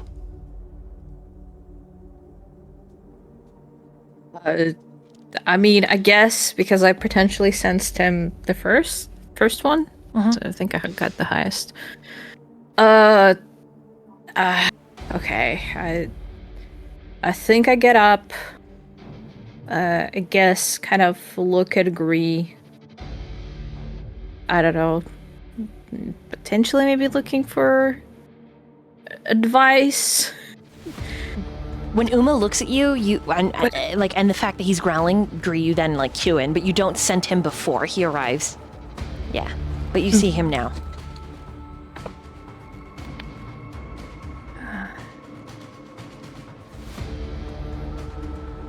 A bear. Fuck. Okay, she looks at herself covered in blood, tries to quickly maybe pour some water on herself to wipe some shit off. Because she currently she thinks the scent of blood might trigger him more, and she's still quite dirty. That's kind of the first thing to do. She, just in case, she notes the jar of honey that she has. And she's gonna very slowly walk in the front, kind of maybe trying to get his attention, and just, "Hey, big fella. You've been gone for long." His eyes shift to Uma. Then the pupils expand, dilating, and you sense the air.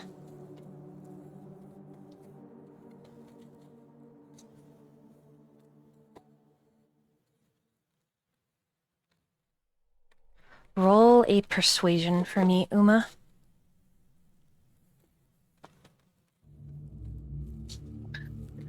Come on, charisma, passion. We're good at charisma as a barbarian. That's So top we all tier. know this fellow. Yes, we do. I see.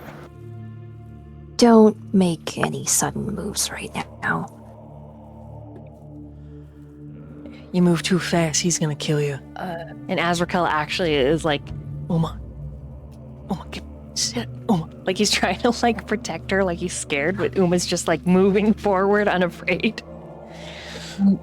I need to try something, and I'm a bear. Okay. It's 17. Okay, he doesn't immediately. Can I wait? Yes. Can I use? I'm gonna reach for the honey jar. Okay. Just like, hey, how about, honey? Since you're a bear now, or apparently, let's just. You're definitely hurt. All of us are. Let's just. Friends? Gonna be okay. Rain looks down at the honey and steps forward, and he is. Even this partially shifted form is frightening. I need everyone to make a wisdom saving throw against fear as he steps into the clearing. Ooh, that die's gone.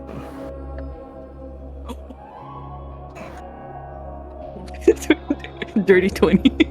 Okay, No way. I also got a dirty 14. 20. so Kyle. Oh my god, I got Uma are not 14. scared. Agree. Daggery, you're terrified of Thrain. You know, you've always known that he was violence given physical form, but he's always been so gentle with you ever since you saved him. Ever since you took him under your wing as a thrall, he's treated you with the utmost respect. But this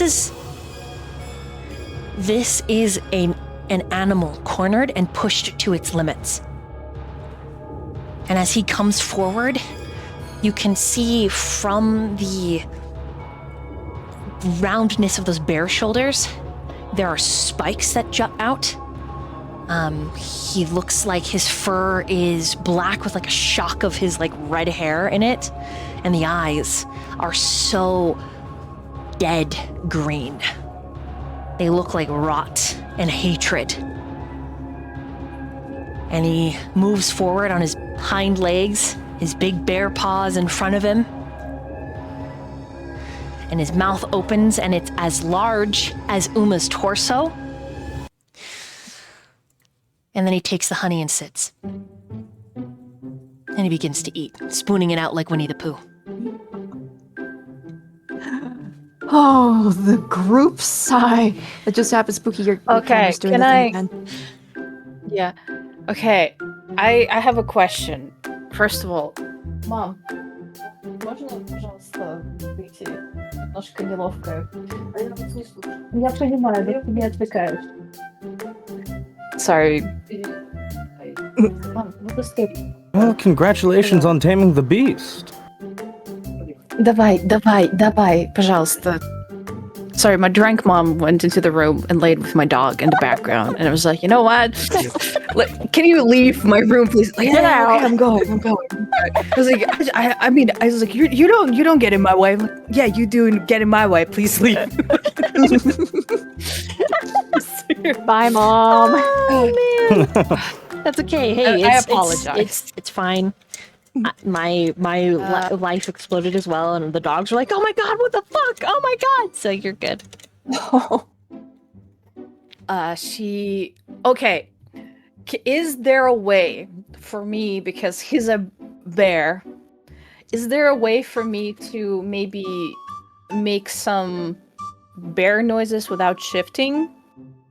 Yeah. Would that be possible? Because like I kind of Wanna want to speak to maybe him? do some, not exactly speak to him, but like, you know, when animals communicate, they have certain like noises that are like appeasing or something like that. So maybe certain like grunts or purrs that like you know, like the bears sometimes do to each other. So it's kind of like an appeasing sound that would allow me to kind of like maybe I'd like, approach him more. yeah, roll a persuasion with advantage or a handle animal with advantage. Sorry, could you make those bear noises so we know, so we have an example? Bear, bear, bear, bear, bear, bear, bear, bear, bear. I can barely understand them. What the holy Grease just fuck? like a little ways behind Dude, Uma. 19 and, Oh, 19 again? and 20 on a die. 19 and 20. Nice. Damn. Ooh, Damn. Good dice today. Yeah, Grease just Oh a my little God. ways behind Uma, and he's just like leaned forward with his hands on his knees, like. Are just you breathing. should you be this close? You're afraid of him right now. No, Yeah. he's behind you. He's behind you a little bit ways. So Okay. he's just Okay, breathing. But I'm over gonna, because like my thing is like approach him, and I know with certain animals it is like when you rub the bridge like here, it like calms them down, like in the brow area. You reach At for least him, like in this and scenario, he like goes Yeah. to snap at you, and you have to- slowly. okay. So even slowly, he Uh, just like sh- it's like, like it- like a nip, but it's enough that you can pull away. Like it's slow enough that you can still pull your hand away and then try again. And the second time, he lets you pet his face, and there is distinction because he's only half shifted. There's distinction of another animal face in his, but you can't quite piece what else he is. I mean, for a minute you're like, what the fuck, is he some kind of armadillo? He has scales on his elbows and his on the back sides of his wrists where his paws are just digging into the honey, and the scales are red like That his hair. explains the perkiness. Yeah. Mm-hmm. Yep. He lets you pet him, and then he starts sniffing you for more honey. Big head, larger than your torso, right into your boobs. There's only one other place that smells like honey, and she's like, Oh, My God. As he flips you Wow. onto your back. Hold on. What's your armor class? 16. Okay, so you got a 25. Roll an athletics check.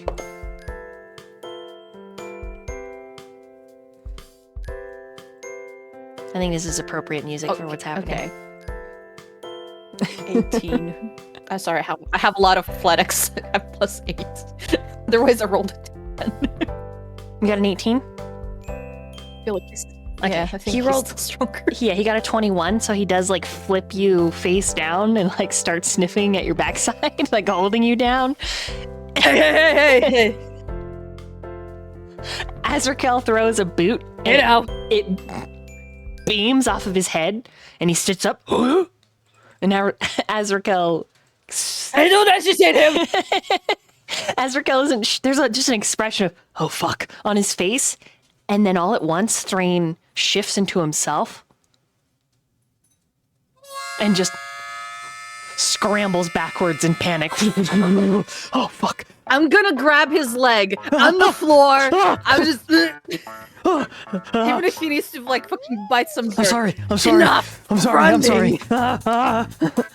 You didn't do anything. It's okay. He looks between his legs and it's tented. I'm not so sure about that. And as Raquel is like, can you toss me back my boot? All Thrain does is grab the boot and cover her. What is that? Sorry, in my head. What the He hell? just- it's standing straight up. The boot is upside down, standing straight up. No. I didn't say Is that. there It's any- in his hands and he's just holding it there. Yeah. You didn't say that. I still imagined it. It can be helped. She's gonna. I don't know. Is there any evergreen something smelly nearby? Yeah. Aside from my armpits. Yes, there's evergreens. I'm gonna grab at some and just like. Is he still standing or did he fall off because I'm holding his? He fell. He's What on. happened? Yeah, he's on his ass Okay. and he's just panicking and I'm he's like, gonna- God, I'm so I'm sorry. gonna crawl. Oh fuck! You're okay. Stop and just like shove like the evergreens into his nose. Just sniff on this. Goddamn. You do take Azrakel's boot back. He kind of wants his boot back. Sorry. Here. And it's like a 1-2 rearrange wiggle, holding the ferns to his face, also trying to hide it like it's a fan. And then he apologizes to the room at large. My apologies. I lost myself for a moment. The blood, it ran a little hot.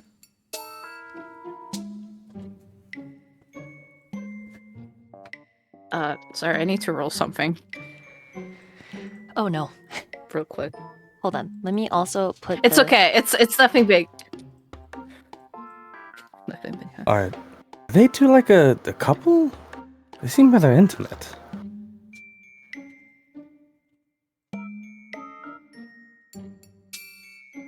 Bree's not laughing. I also apologize to Thrain. She does look when he adjusts himself. I was like, does she do the courtesy of looking away or not? It's not just- You look at your just forearm. lays down. You look at Thrain. look at your Yeah, forearm. head perch. Just like, I see. I'm sorry. It's a 50-50. Yeah, he. Apologies. Hey, drink some water here. And she gonna give him her flask or something. He takes a sip and then Are you alright, Gree?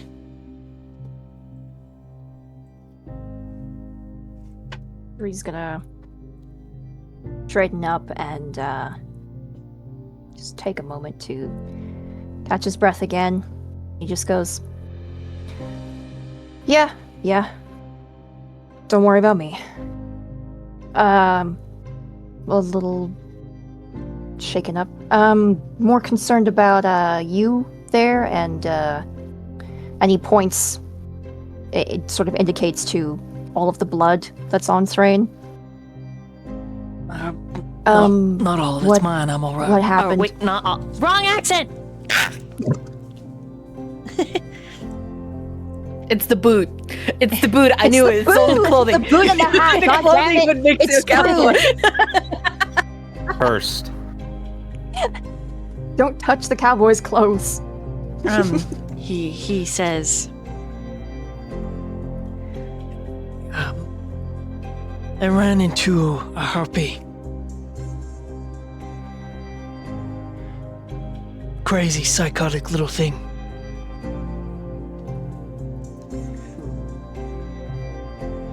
She got away because another one showed up to save her.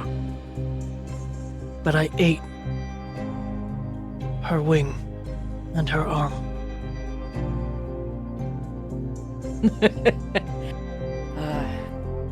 That makes me very happy. Quite impressive, my friend. Who are you? Hot. looking at Kyle. Ah. Sorry, my name is Kyle. I'm of the Vintermaw clan. I can smell that. I saw that a few that of my clan were here and a bit of in trouble, so I decided to see what's going on here. And it appears that your colorful group here is quite trouble prone.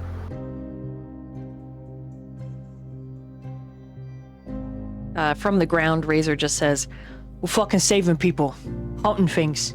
It's a business. What's actually happening is we're all supposed to be diddying each other, or rutting around, making deals and pacts with spirits, but instead, we're fighting off ghoulies that fly through the air and say, 'Wah, Terry, I want your pussy!'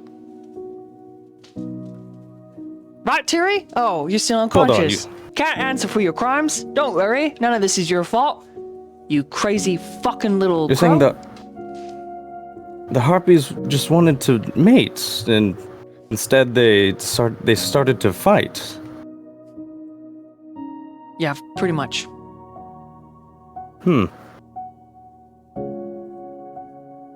But you all said that you were helping people. I need a bit of help myself. Clearly, I had someone close to me who was we're taken. not. No. I'm gonna stop you right there. And then No. Vega covers his mouth. Who was taken? Well, my betrothed to be, actually, sadly.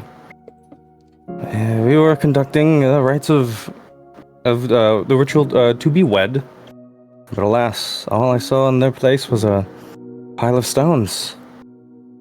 I sought out the spirits to hopefully grant me some guidance. Vega closes his eyes. And it's clear that he's probably grieving whoever he lost. Kyle. I see. He's got Tiri in his lap. Have you also lost? No.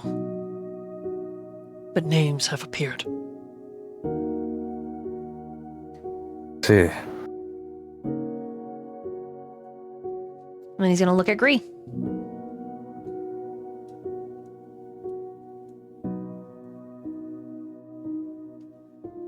And the expression is kind of a lot. It's more than you want it to be, because there's such raw emotion simmering there. And the orange of his eyes looks like it's flickering a little. We can use all the help we can get, but I will leave it up to you if we allow anyone else. This is a sensitive and timed project.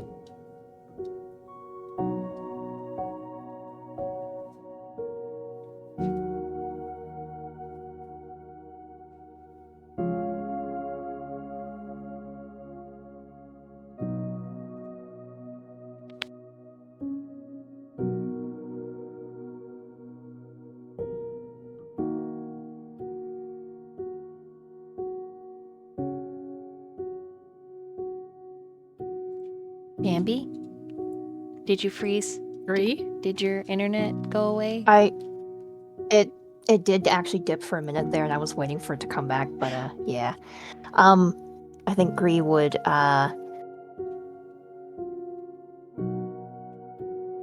a little bit awkward just for a minute there, and clear his throat. Yeah. If you want to accompany us or learn more about what the names mean, or if you have anything that you know about it, we'd welcome you, I suppose. We welcome any information you might have, and we'll share what we know with you. Well, if you all have any information, I would certainly love to accompany, for I have not found much leads myself. What you know without a doubt, Kyle, is the spirits in the Great Chase. They are the ones that hold the answers to whatever is happening. Because the people that are being spirited away, it seems that they are passing through the spirit realm.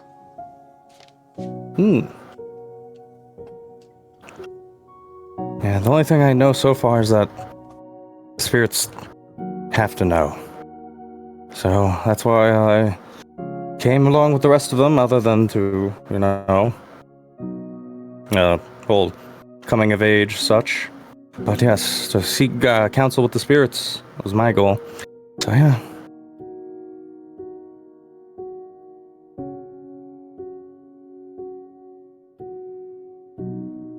Then I guess our only option is to continue with the chase. Seek out connections for those that didn't. I mean, Uma, you might be able to talk to him easier now that you've made that connection in the first place.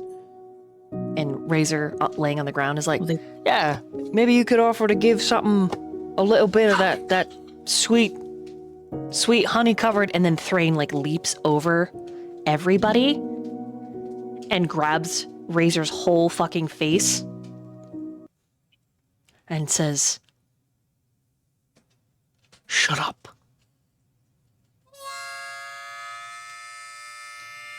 Oh no. and Razor snickers underneath the palm and then starts licking it. And Thrain blushes and is like, stop that! And Razor's like, why? Because you fucking like it. And he's like, I never said that. Oh, but you blushing and you got your pants all tight. Fuck you, you little cur. Ooh, getting under your skin, am I? Razor rolls his eyes and gives up. Not Razor, Vega. And just holds Tiri. Ume's like, I guess looking at Azrakil, what just happened? I think She's like, I think they're referring to the posterior firmness gift of creation that the whole female machinative, you're so shy, Azrakal. Spit it out. Ume's like female creation. Because like, You're using too many words. She got a little, very difficult words.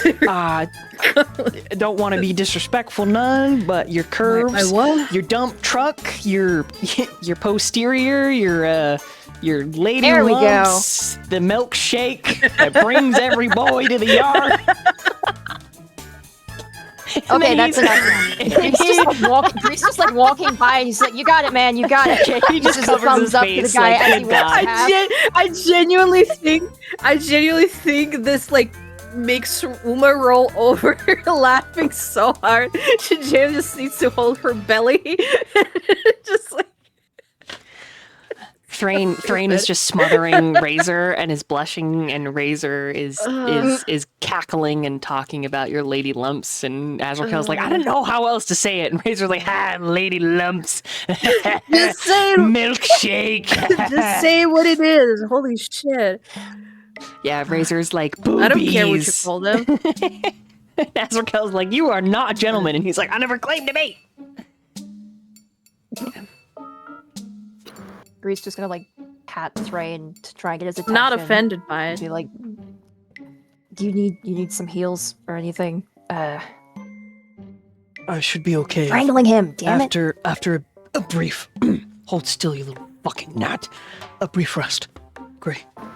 You Thrain, that's not gonna. He likes it. See? Razor wiggles his eyebrows. You're. See? Thrain lifts him up with You're one over arm and encouraging. considers to throwing him into the tree line, and Vega says, please don't. And so Thrain just drops him. Razor lets out a little moan.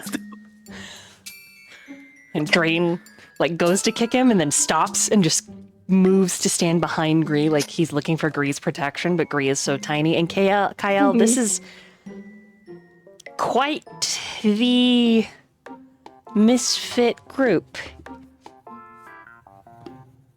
Kyle will just sort of sigh, and then he'll start to cast Cure Wounds on Lisa. Oh, let me see what I roll. It should be 1d8 plus 4. Okay, so Lisa gets 11 HP back, So she already had 10, so now she's got 21. And her eyes open. And she just looks Oh, really sad. Mutters, "We lost."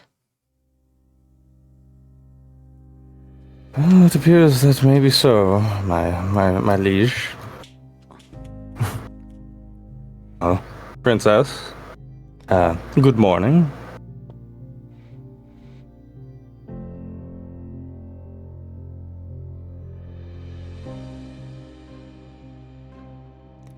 I'm gonna go round robin so everyone gets a turn to roleplay. And so this will be roleplay that's like happening all at the same time. So before Lisa and Kyle speak, I'm gonna meanwhile back over to Gree. What is happening for the little Omega right now?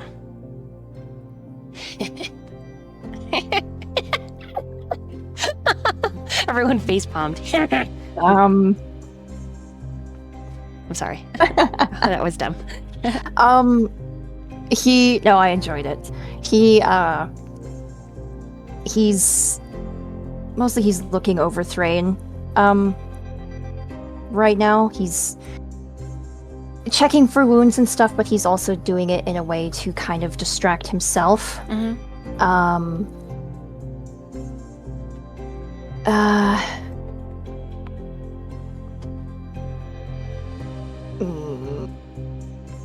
He looks like he wants to say something, but he's thinking real hard about it, and he isn't sure how to phrase it or if he should say anything. So he just asks Thrain, where's the worst of your wounds? Do you have any potions on you? I have a potion. Do you need one? Thrain gives you a soft smile, puts a hand on your head, very gently. I'm okay.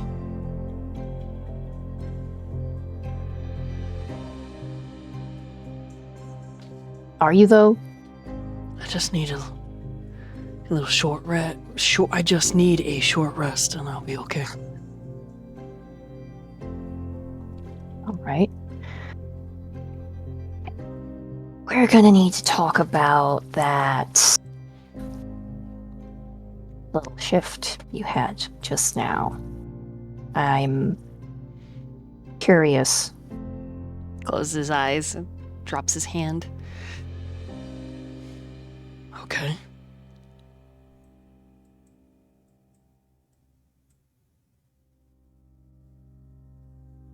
How much are you willing to tell me right now? He looks a little dejected. Whatever it is you wish to know.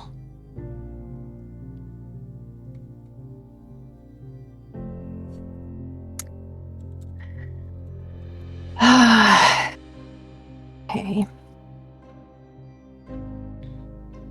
Bear and a little more than bear. What's the rest of that?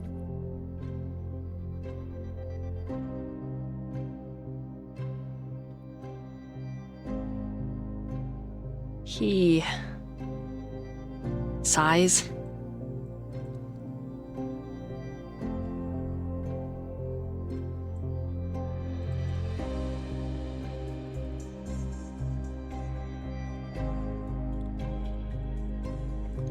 Gree, I will never mean you any harm. I never want to hurt anyone. That has never been I my know. intention.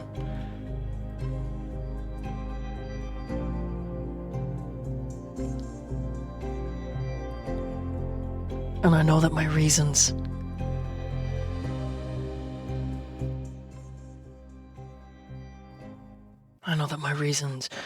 do not justify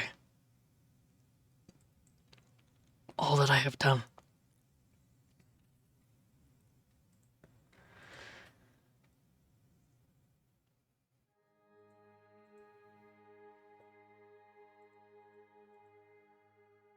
You don't need to justify yourself to me. I just want to know the truth.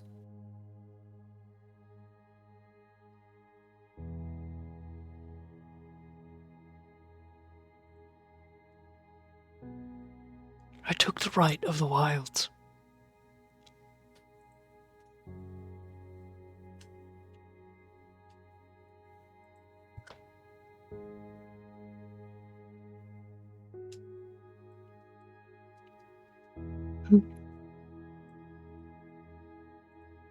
I am cursed. I failed. I am a dishonor to all of the Grimbjorn who have come before me. When you found me, I had been determined to die, to allow my soul to be entombed in hell. No Valhalla. I do not regret my choice, because I was able to save many lives. But there were lives that I took that I never intended to.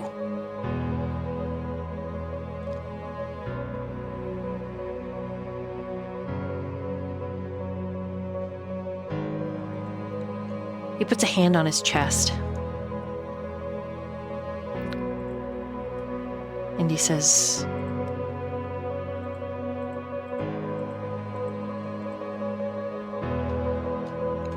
Can we speak of this in private?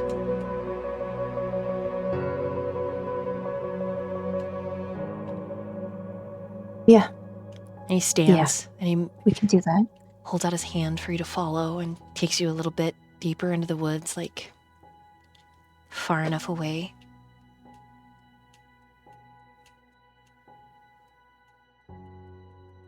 And he says, I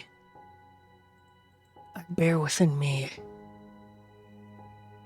a spirit of war, of hunger.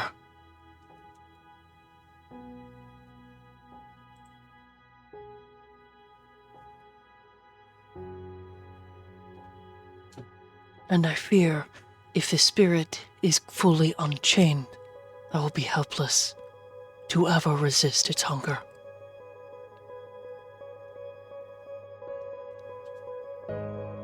And then he bows his head in shame. And he says, there is no distinction between myself and this spirit any longer. I have lived with it enough.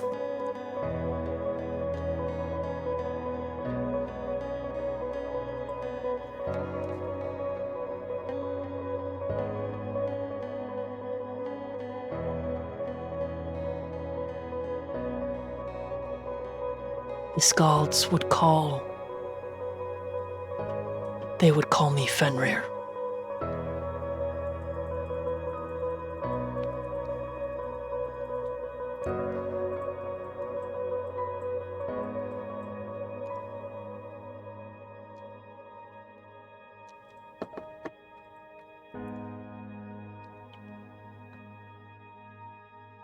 And I lied to you.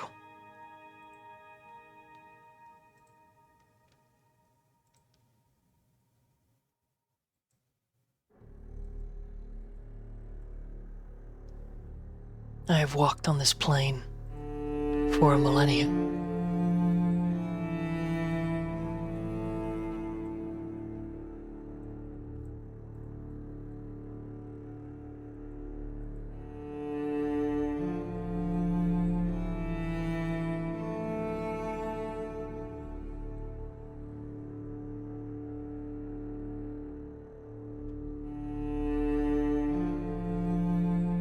And then he just sits down on a fallen log, no longer being able to support his weight or the weight of everything he's just confessed.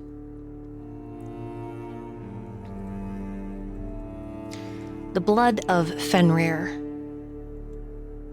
that courses through the Fenrin clan is an injection of raw brutality. It is the reason their rights are about control. That blood is the reason the Fenrin get a bad rap. They're more aggressive, savage, violent than any other Lycan-born clan.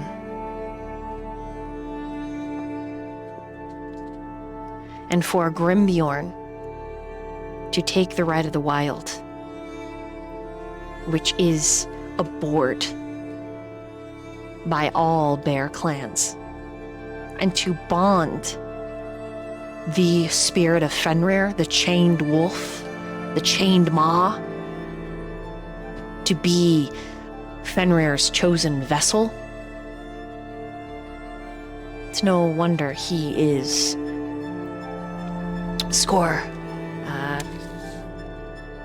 Scorecamonger, traitor, outcast, marked for death.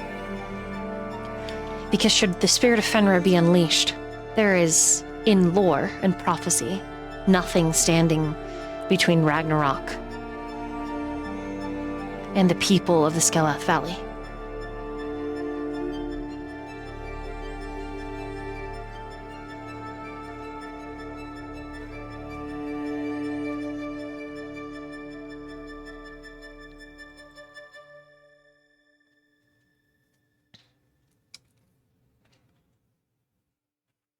Bree's gonna move to sit up on the log next to him. And just kind of lean into him a little bit. I should leave. I want to protect you. In many ways, you have given me hope. But I should leave. And he motions with his fingers. And your insight's high enough that he knows that you're with child. He can smell it. I'm not safe. I never have been.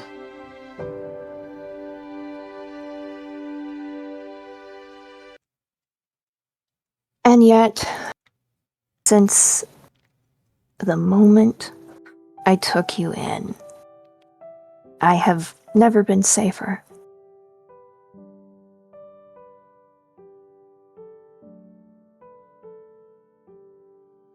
I was already running when I found you.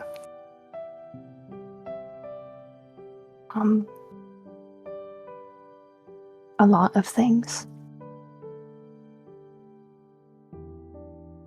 But at the very least, you were there to stop the most prominent threat.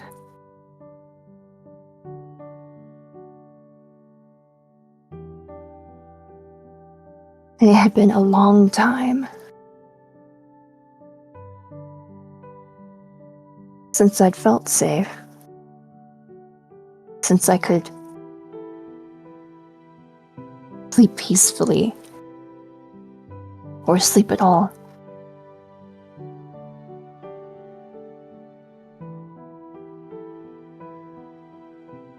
But with you I could.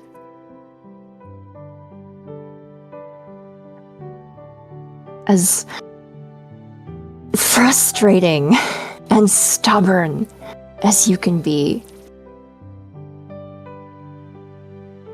you did keep me safe.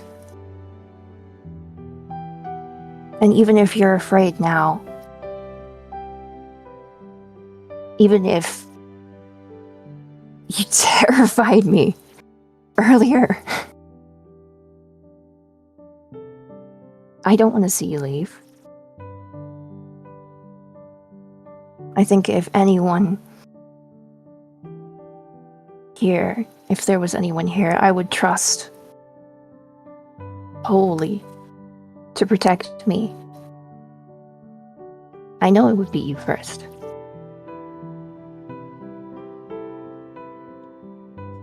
You can tell that he wants to believe that, but he doesn't. He takes your hand in his giant paw of a hand and says, You have been one of very, very few friends in my long life.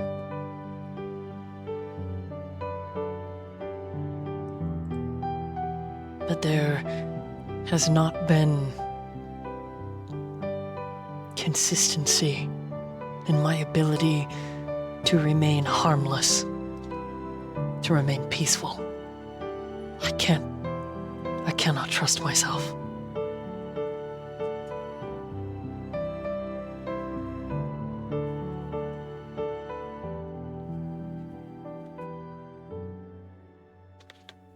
And we're gonna meanwhile there. Down to Uma. While that's happening, what's happening with Uma? What is she role playing? What is she doing? The face. I mean, I don't know. Like it's more of a question. Like, what are the chances that she hears this conversation? At least like in passing. Or is this like hush hush? Yeah, Thrain moved away from the party, so she would have to actually like stealth and listen to hear it. Okay, no, never mind. It's just like I was just like they started talking, kind of like no. I don't know. I guess she kind of just sits up and sits on the ground for a little while, just looking out into the party. Maybe kind of looking towards Vega, him holding his sister.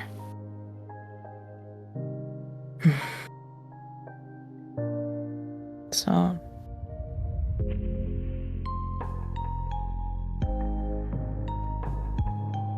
don't know, just kind of guess grabs the boot that was probably left behind and throws it towards Azrakil. He just mutters a Thanks. and he's kind of sitting between you and like Lisa and Kyle, so he's kind of in two areas at once, and everyone else is resting. When I say resting though, like after the fuck around and find out between Razor and Thrain, Razor is curled up onto his side, like in the fetal position, back towards everyone else, and he's not talking shit.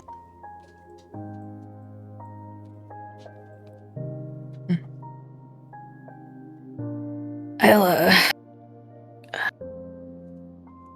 do you wanna check on Lisa? She's awake. Azrakel would, he's already, like, near her and you, and he can see that she's sitting up. So they're close enough they can have a conversation, but all he gives you back is a nod. And then he's gonna, before getting into Kyle and Lisa's conversation, because the two of them are talking, he says to Uma, he asks her, "You alright?"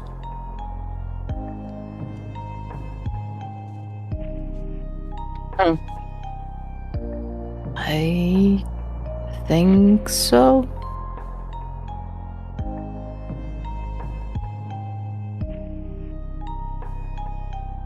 I will be. It's thought for later. Well, I'm here if you need to talk about anything.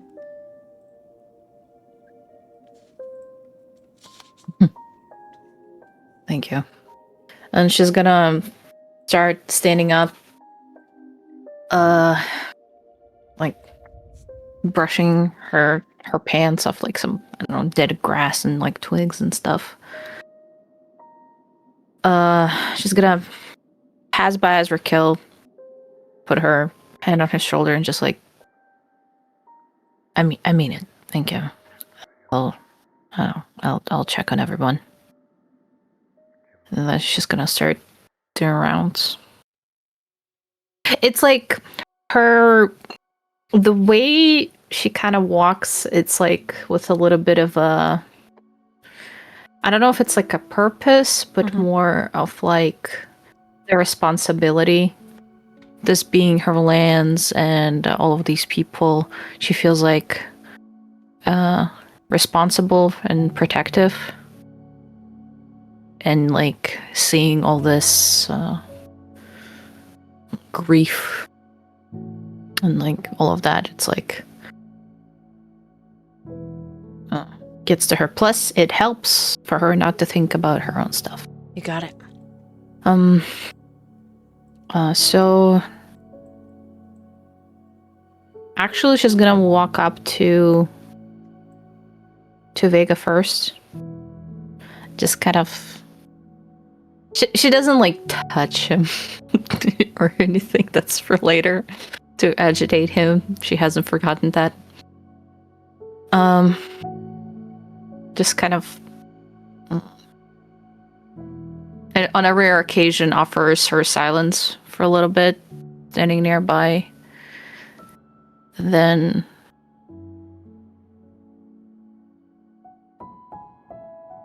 I am sorry about Soren. It's worth.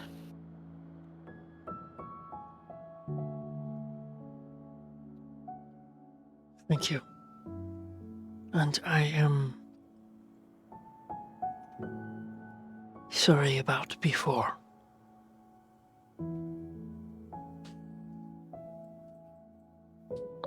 He just looks hollow, runs a hand down his face. I'm sure you can tell. And I'm sure you already know how difficult it is for a Corvin to conceive. He's just looking at nothing.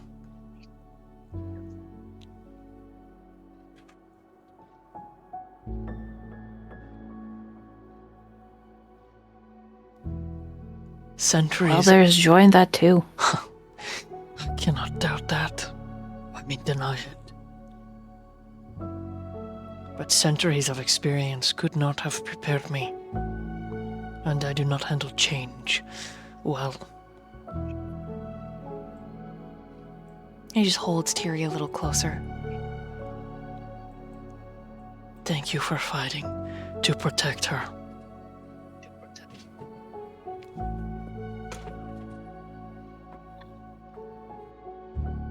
Just glad she's okay.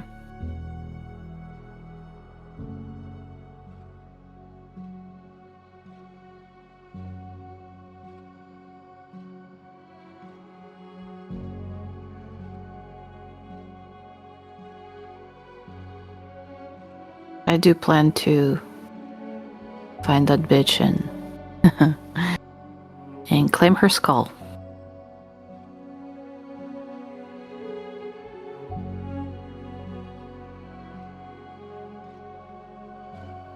And I will help you. I will help all of you. Then we can agree on that. And you have my help in return. He holds his hand out to you and finally looks at you, and you can see he's been crying, and that's why he wasn't looking at you. But he's looking at you now. Hand outstretched. Then it is an alliance. Uma, Jarl of the Grimbjorn.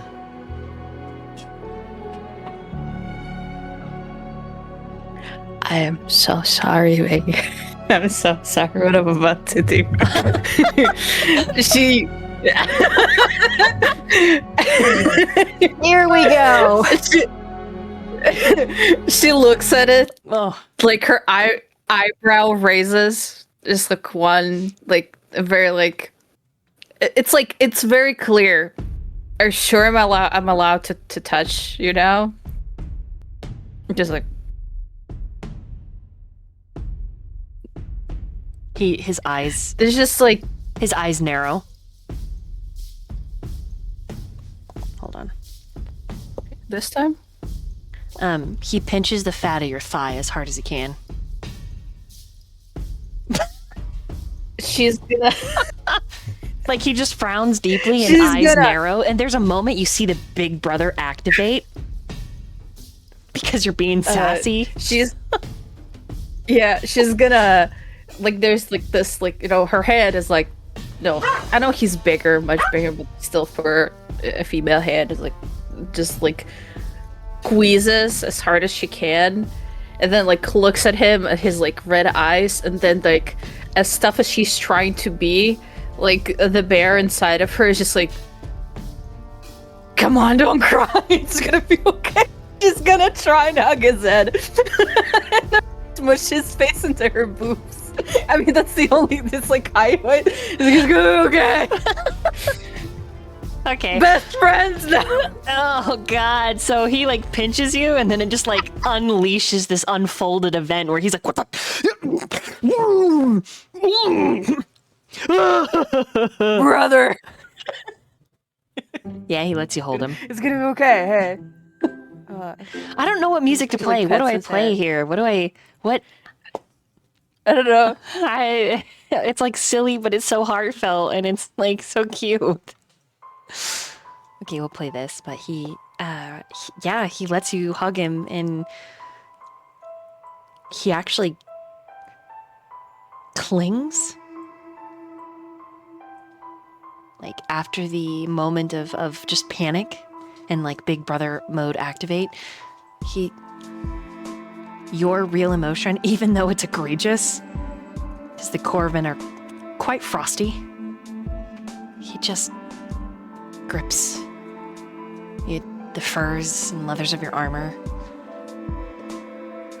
And it is a kinship. Yeah, it like it settles down in her, and she does like this. I would say it's like, you know, she's thinking right now of how her mother would calm them down. So it's like first petting the head, and then like giving like the back wide rubs, and just like shush, kind of, you know. Just like, considering he's not usually letting himself do this thing, she's offering what is a normal thing for her. He clings to you. And even though he doesn't necessarily cry, like, he's emotional. And then meanwhile, from there over to Kael.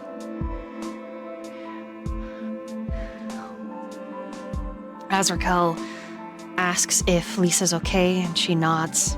And then she curses and explains that Harpy Beach got away.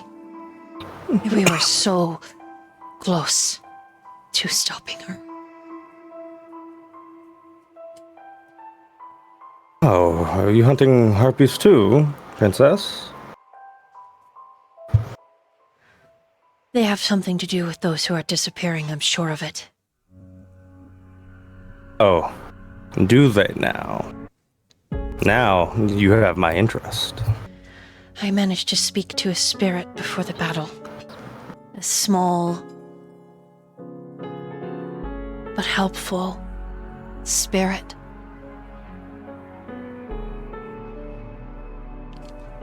Curious.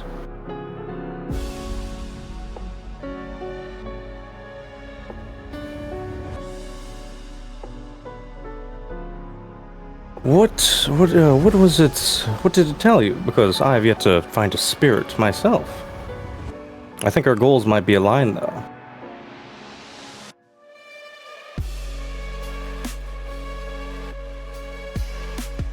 It told me that her agents were an ode sung to death. Node. It showed me the Harpy's faith. The one we Was it fought. the one that attacked you all? She nods.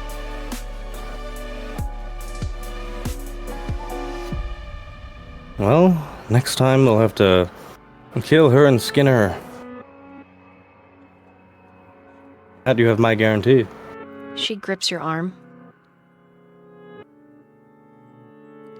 I did not know she was missing, Kael.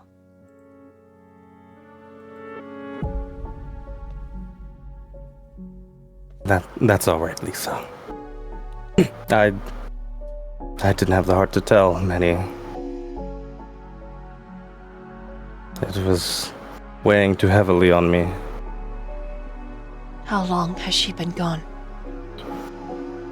The same as Helga.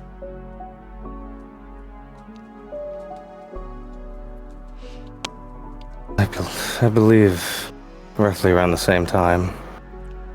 Lisa closes her eyes, as if in pain.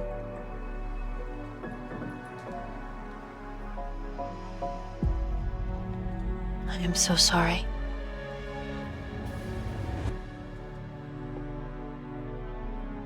All right.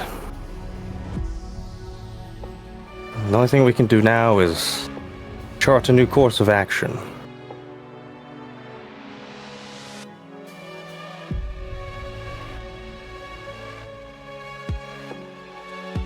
She's Save quiet. the grief for when I'm dead. She's quiet for a moment, considering your words. My grief is not so easily tamed. And then she looks down at her hands. And it wasn't necessarily widely known, but there were quite a bit of rumors about the Wintermaw and the Grimbjorn princess having a dalliance. That there was interest. Sorry, what's a dalliance? And forming an attachment to one Oh, another. okay, gotcha. That maybe was more than friends, but most just insisted they were simply friends because Azrakel was supposed to marry Helga, and that's why she was there visiting.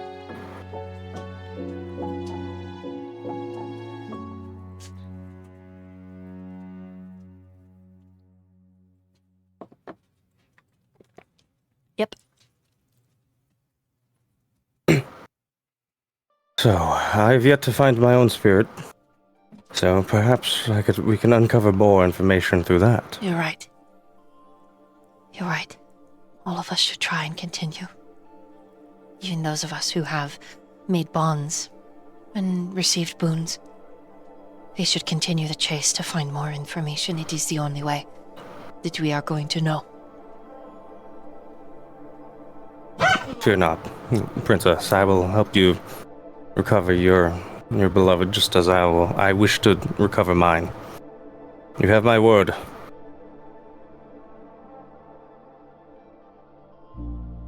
She squeezes your shoulder. It is nice to have another cat in the pack, Kyle.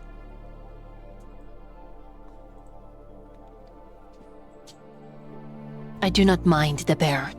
They are just very touchy, very squeezy. And then she blushes a little. That's and she quite true. mutters something, except one bear who was as delicate as a stream.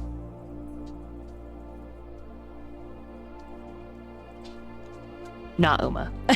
Are you, Stop it, Jake. are you talking about one here, or are you talking about Helga? She says nothing. Just blushes I a see. little. And then there's the image of Lisa for a chat. And she's going to get quiet after that, Kyle. She doesn't really have much to say. She just intends to rest and use the benefits of the long rest from chat. Thank you so much for all of the gifted subbies. So what else would you like to do? I will just conjure up a little. I'll just conjure up a flute and, for flavor-wise, just do my Song of Rest as I play a sort of somber little tune. Roll a performance. And remind everyone what Song of Rest does. Song of Rest, it's not going to matter here, but what it does normally is whenever you take either a short, whenever you take a short rest, you can add extra dice whenever you roll hit dice to heal. Let me find it exactly. Where is it in this pile of stuff?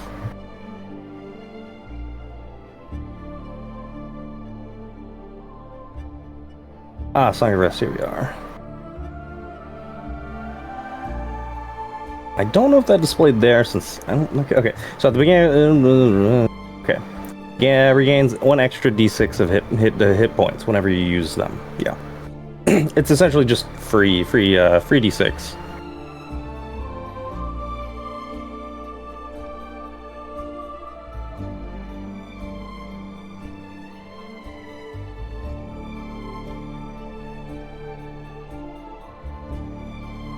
Fair enough.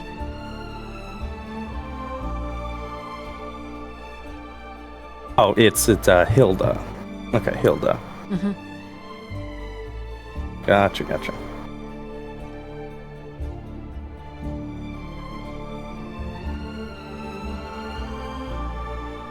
Oh, shoot, yeah. Sorry, I need to roll that performance as well. I get distracted reading out Song of Rest. Not bad, okay. So for Hilda, performance, I my got bad. a 27. Did I say Helga? I meant Hilda. I'm so sorry. Yeah. That's why I said Helga.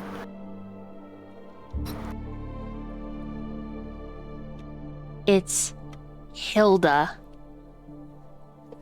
Hilda.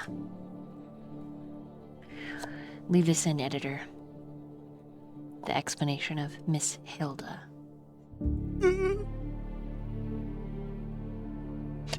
Actually, aren't you editing this as well, Spook?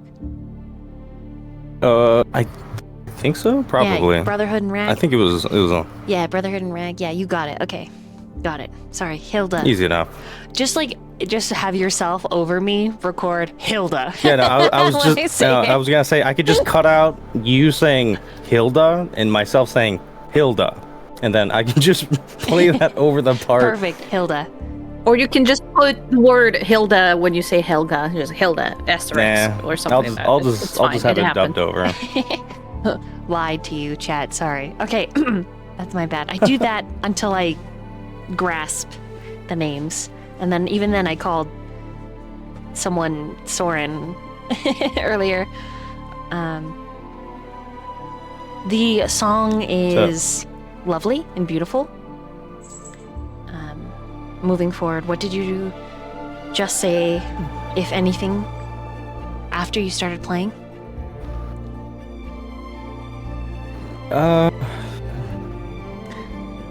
I think he's just trying to sort of lighten the whole like atmosphere, I guess, because everyone's like sort of a bit. What was it? Everyone's a bit like low energy because of getting messed up and someone dying. So just as a sort of like a somber way to lighten the mood. Well, sounds like a bit of an oxymoron. Just trying to lighten the mood a bit because it's so heavy. Yeah. What'd you get on that performance check? Oh yeah, 27. You succeed. You succeed very, very well, actually. Is there anything else Kyle would like to do? Otherwise, I will do another round robin for roleplay. That's pretty much it for me. Then I will, going backwards, I will cut back over to Uma, and then I'll go back up to Gree. So, Uma, what would you like to do?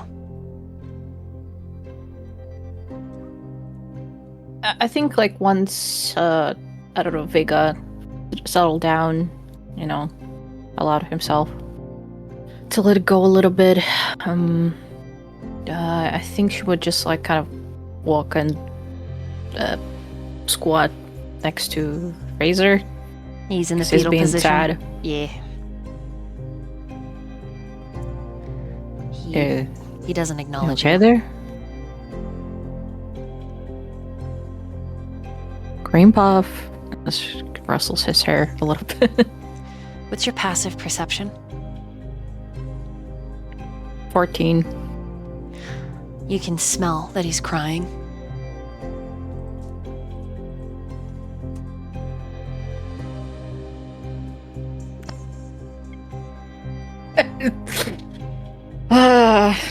Again, sorry for all the male pride in this chat. She's gonna try and scoop him up Okay, not like a hard. baby. Not hard. He's somewhere between 5'8" and 5'11". So, not hard. Male pride? Most men's secret desire is to be picked up by a big muscle mommy. Just in case. Just in case.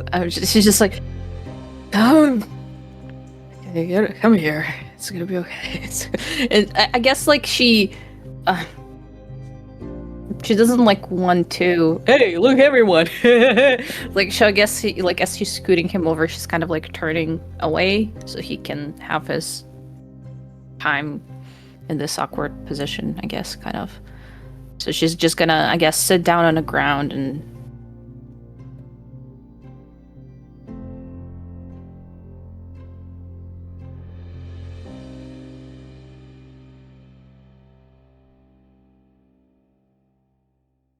Roll a persuasion with advantage for me, because he doesn't fight you when you pick him up.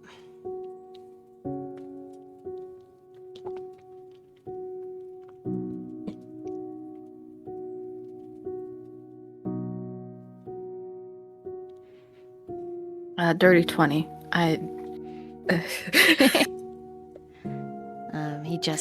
He mutters. Maybe I should have been nicer.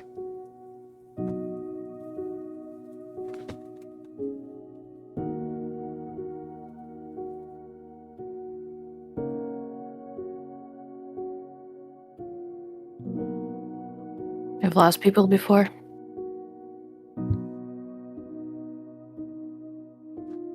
Are you asking him if he's lost people before? Yeah. Yeah, it's a question. Yeah, he just says, plenty. But never anyone as innocent as Soren.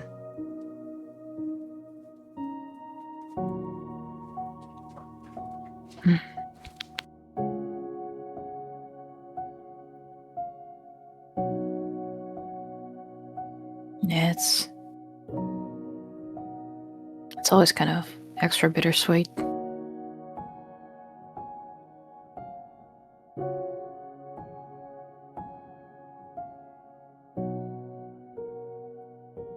Yeah, and I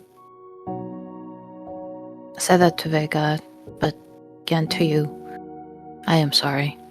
He's gone.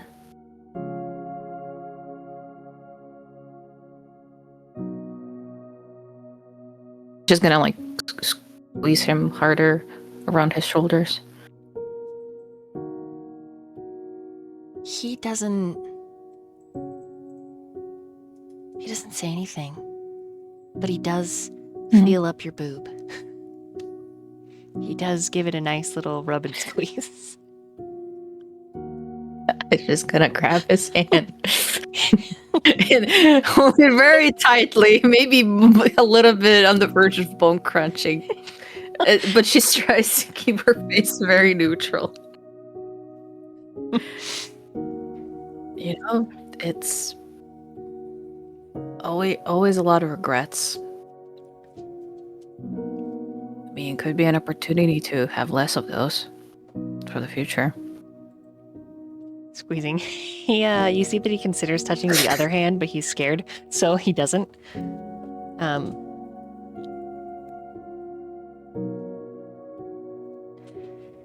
it's not that he's trying to be malicious, he's just... You don't know why he is the way he is. Honestly, the way it was done, it's more of like... Ask for permission, god damn it, is that so hard? I feel like it's just like with Uma, like bodily contact and all of that stuff is so muddied in general. So if it is asked and she doesn't feel like anything like other gonna proceed, she's like, sure, just will that help? There you go. But it's like his way of like always just doing without any permission. Consent. It's like it's important. Consent. Yeah. Yes. Little freaking idiot. But she can't. She's gonna. If he's like goes a little bit meeker, she like exhales and gonna roll his head onto her boobs because he keeps talking about them. He actually. The emotional supportive boobs of the party. Yeah, and it isn't like creepy when you give him permission like that, like physically. He just lays his head on them like a little kid. You know how little kids, like little dudes, little tiny humans, they're like obsessed with boobs and they just hug them. I don't know if you've ever experienced that, but like between the ages of like 2 and like 6, it's a thing. And it isn't overtly sexual. It's a comfort thing. And he squeezes you, and you're surprised at how strong he is for such a little guy.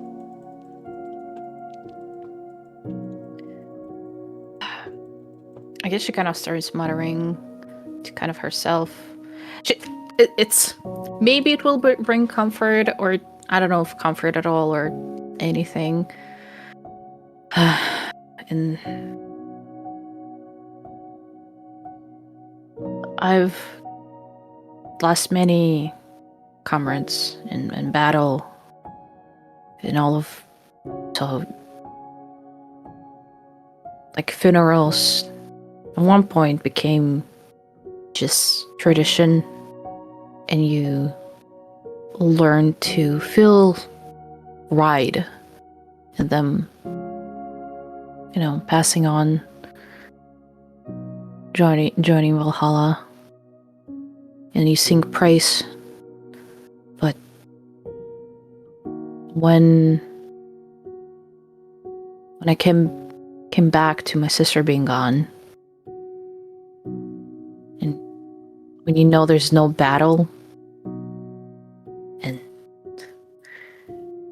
pretty much feeling like the best person ever is gone, it feels weird. Fucking sucks. Pride, all of that stuff. Yeah. Sucks ass. Fucking doesn't feel fair. He was just a little bitch. Not even his fault. Just afraid of everything. Just crying. For no fucking reason. Weak. Hated it. Fucking hated that he acted like a goddamn lamb. Shouldn't have. He shouldn't have, because he was a fucking scarn ass. But it doesn't change. Fucking sucks. She's pretty much just this weak, lost little thing.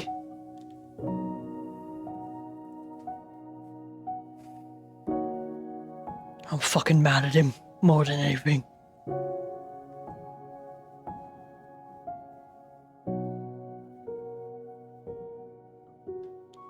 You gotta give him credit for how small and weak he was. He did have a heart of a warrior, staying by Terry.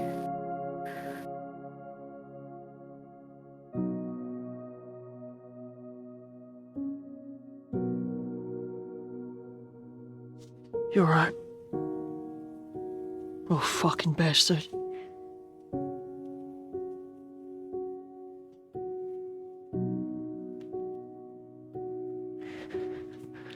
You think we can ask the spirits if he made it to Valhalla? I bet you he fucking got lost. Probably doesn't even know his way around.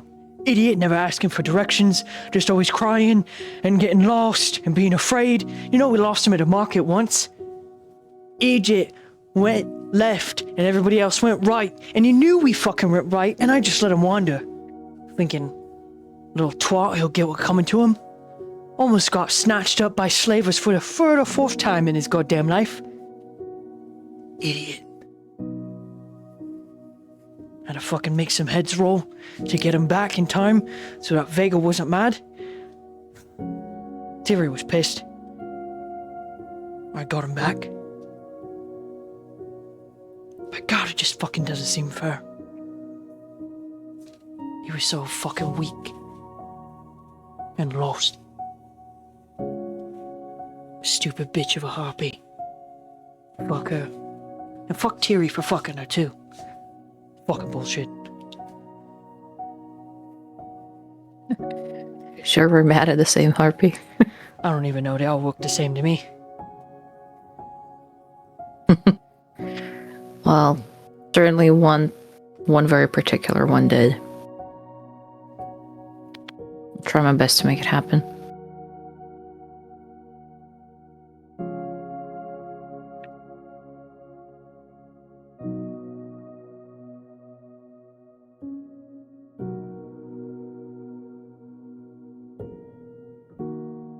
Also, here's another thing, and she's gonna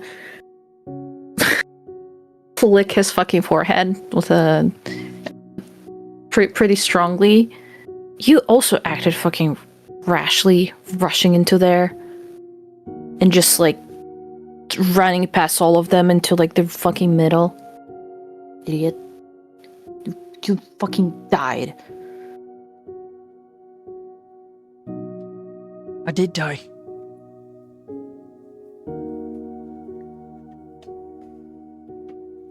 It's my job, though. And he actually stops, like, hugging your boobs and gets out of your lap at this point and sits next to you, settles down. And it's interesting because he's powerful, but he's small compared to everyone else in the party. Like, he's just human-sized. And he's handsome in a way that's, if you like roguish types with crooked noses and bad attitudes, and that are a little bit stinky. You know, he's no Azrakel, who just oozes that cowboy sex appeal, whether he wants to or not. Or Thrain with his massive pectorals and muscles that naturally attract individuals that are attracted to the male species. No, Razor's is deadly in the way that a concealed knife or dagger is. His handsomeness, it's only really seen when you're not looking for it. And in this moment, with those pale eyes focused in front of the both of you, his knees up, his elbows resting on them, his hands loose before him, as he's just rolling this bead or rock in between his fingers, you can see his profile and how beautiful he is. The vulnerability does something to heighten the physical attributes that are a little messy, Uma.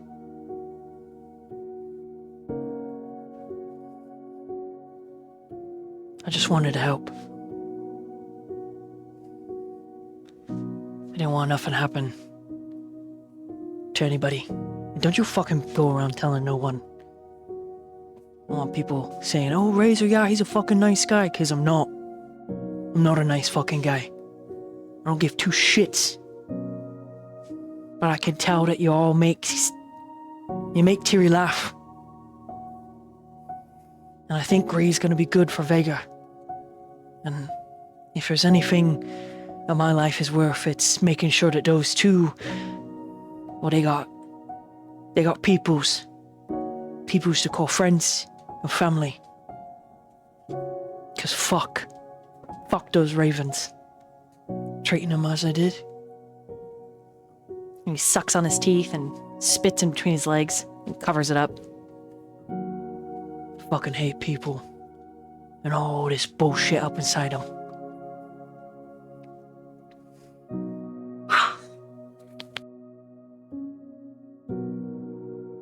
Did you die? Did you see someone? He looks down in between his legs. 'Cause I did. When I died, I saw somebody I never thought I'd see again. So what about you?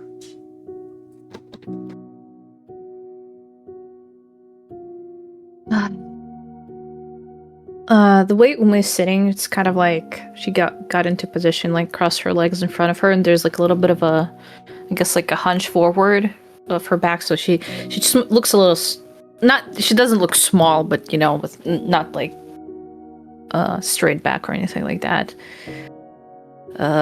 Looks down and starts like twirling a piece of grass between her fingers.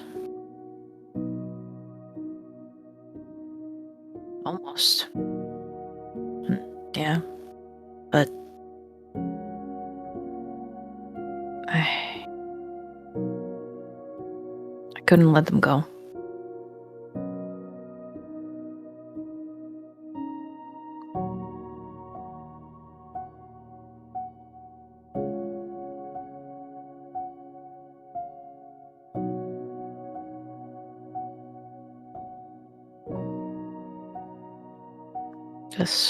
Guess I was feeling like a coward.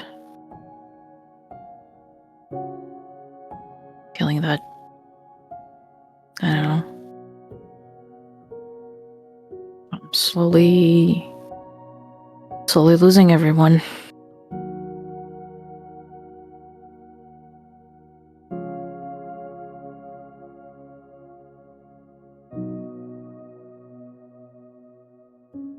He nods like he gets it. That's what I was afraid of happening when I saw that fucking harlot drop all those knives. I thought it was it. Didn't give a shit if I died, but fuck if I was gonna let something happen to Tiri. I guess fucking by extension the other little fucking cock tease. Little bastard. I'm still pissed Vega got a top debt first. And of course you and your two big beasties. He shrugs. And then sighs. Like he's tired. Like he's just worked a double shift and daddy's tired. Daddy's is his fucking limit. Well,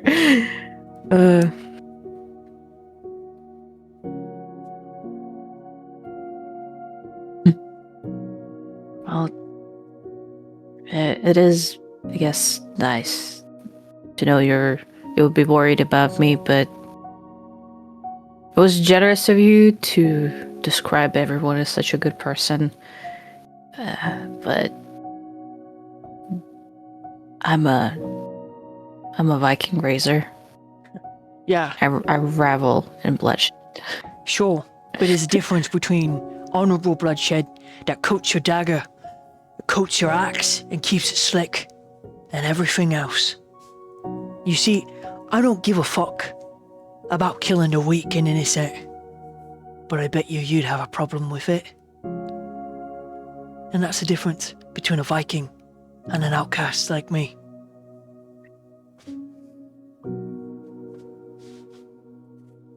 There's only a couple people I fucking care about, and everyone else, He doesn't have to say it. And you think out of respect for you, he doesn't.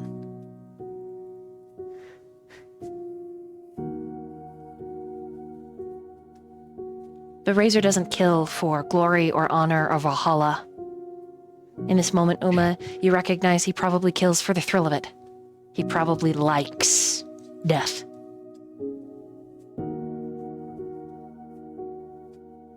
And he sucks on his teeth again, and he gets quiet. And you can imagine he's thinking about who he saw in the in-between, when he was dying and no longer in the waking world.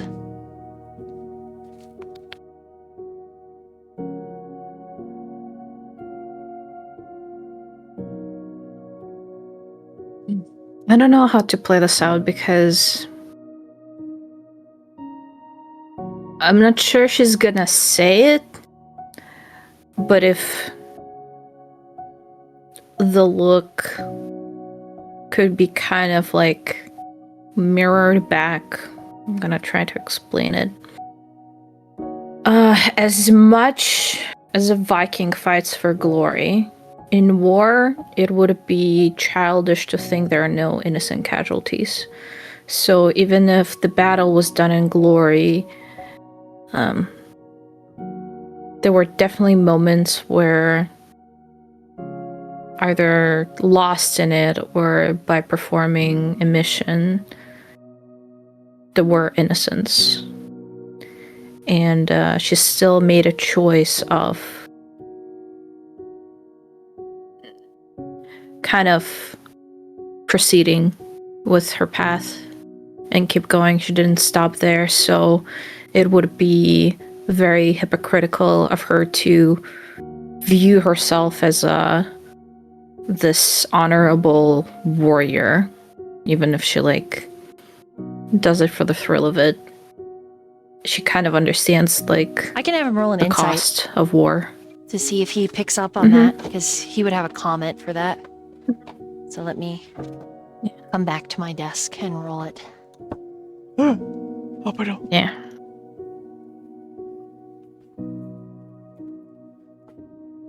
Okay, insight for Razor. Only a 15. Would you say that's enough for him to read that expression? Yeah, that's a good check. He just says, like, he kind of like looks surprised and just says, Shit. Goddamn, Uma. I didn't realize you were that fucking kind of Viking. But I guess it doesn't fucking surprise me.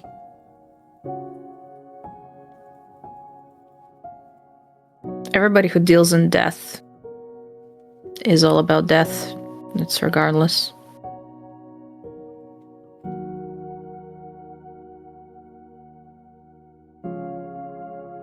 If I'm lucky, maybe you'll be my neighbor in hell. and he kind of punches your shoulder playfully.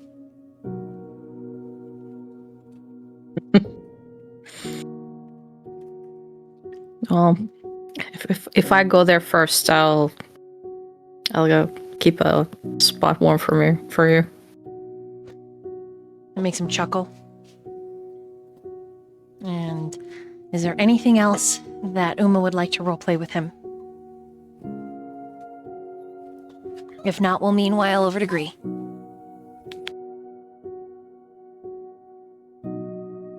I guess she would kind of like look at him. Just, if you want to, I can trade you a secret for a secret. That'll make you feel better. Eyebrows pop. What kind of secret? Okay, now you're giving me options. I guess I'll let you choose. The shame or I don't know what to call it. Whatever else the other thing would be considered. He waggles his fingers and says, You the one who wants to trade? You got pick. Gotta roll then. Roll even number. And D10. Okay. Even number. Just shame, sentimental, the other one. 6. Even number.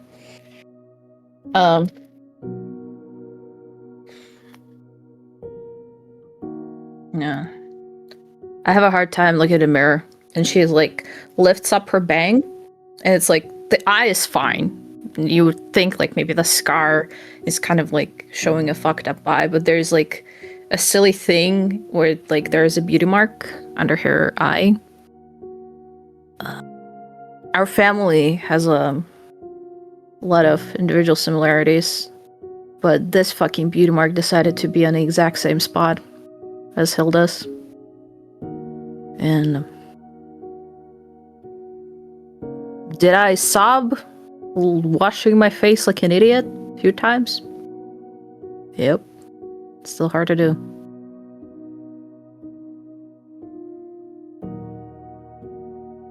And she like plops back the bang.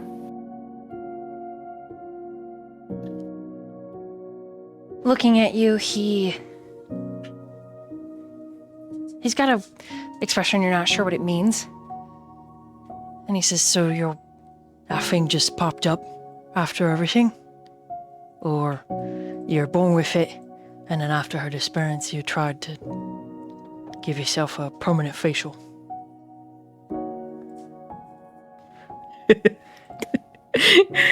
No, I was born with it. It was there. It was a mark of connection, but it hurt more now. he nods.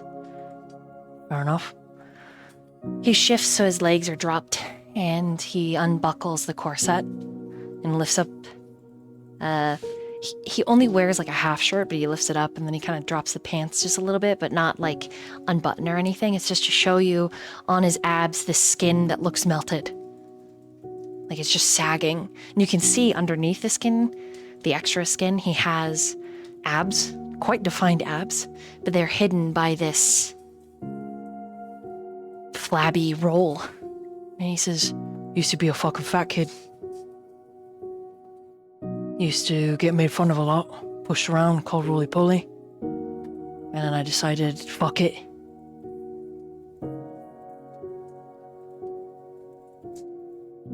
He shrugs. Still fucking hate this. And he just grabs some of the skin and wiggles it and then tucks it away. Puts the corset back on.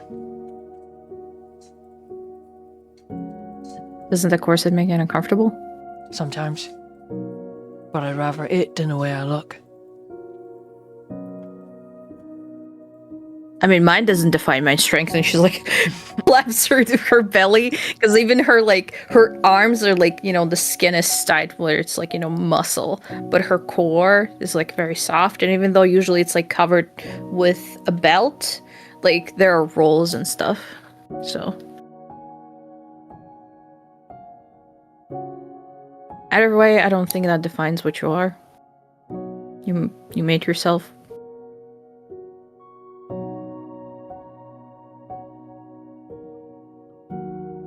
He nods solemnly, gets a little quiet.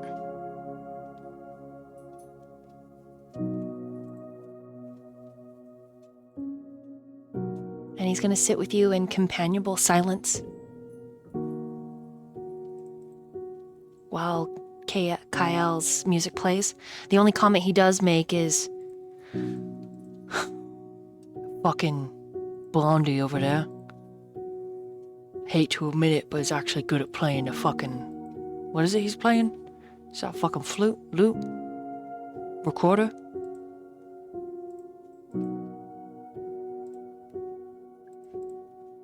I don't know. I mean, yeah. We have a lot of musicians. Yeah. We have a whistling one, singing one, the string diddling one. I mean, we can start a band. Yeah, the one that hits the I can be the drums. drum. Yeah. and he just laughs.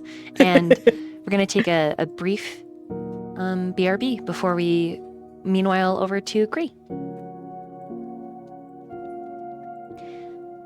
Thank you, everybody who's here watching in chat.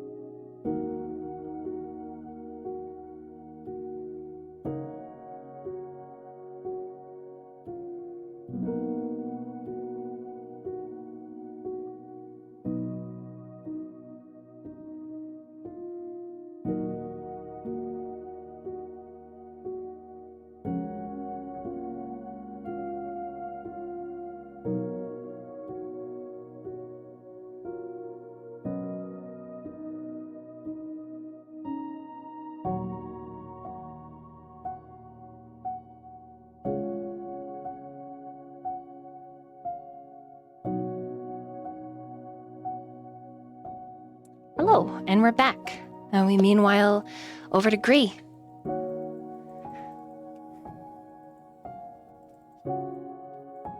What would you like to do? A nail thrown down to the log. He's not allowed to leave. All right. How do you do that with your role Like play?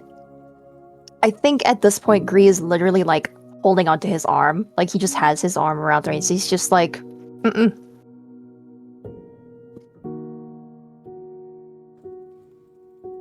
But I am a danger.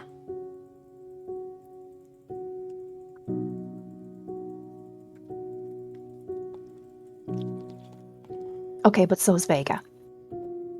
We are not the same. Different brands of danger. Still dangerous.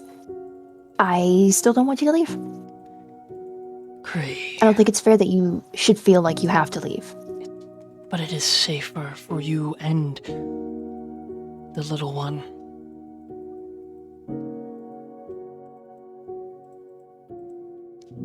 Imagine months down the line when you are heavier and you cannot run, you waddle. Do you really think you can escape a frenzy, should I have one?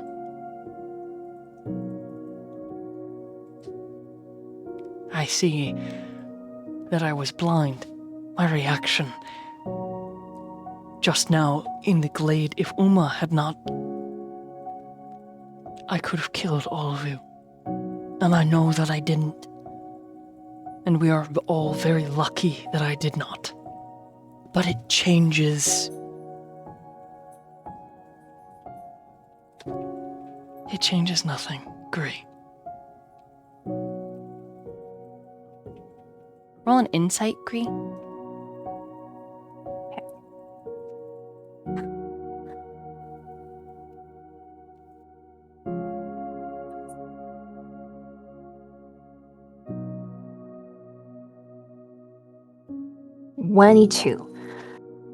Okay. I'd like you to roll an investigation, please.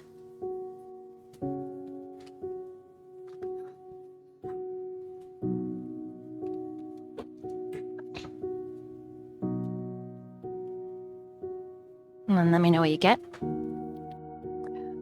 Natural 20. Crit. Crit. You critical on that? Yeah. Yeah. Damn. Okay, then you put together. Not the insight tells you he doesn't actually really want to leave, but he's so scared of hurting you that he will. He will leave, even though it will hurt him, and he will be sad, and he will miss you, and it will suck. But what you put together, and this might be considered cruel by some merits, but you're his master. He owes you a life debt. This was coming. You could command him to stay here, and there is nothing on his honor that he could do about it. And maybe he's looking for that. Maybe he wants that excuse. Maybe he's too afraid to ask for it. He doesn't want to leave, but he should. It's the right thing to do. Someone who cannot control their beast, who can't control the wolf, the bear, the frenzy, the hunger, they're a danger, and they should not be around others, let alone someone who's pregnant. But by God, Gree, you're his only friend.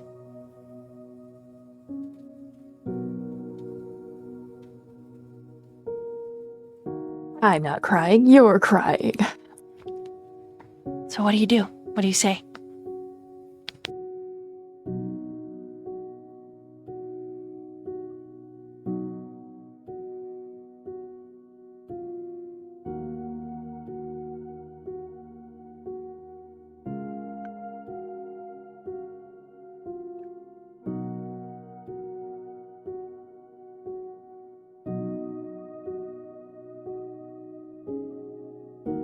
I know that your experiences in your past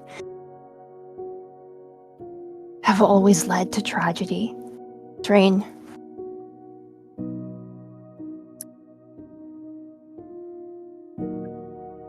And I could say that I want this because I want you to have the chance at something better. But I am being selfish in this. I don't want you to go. And I'm not going to let you.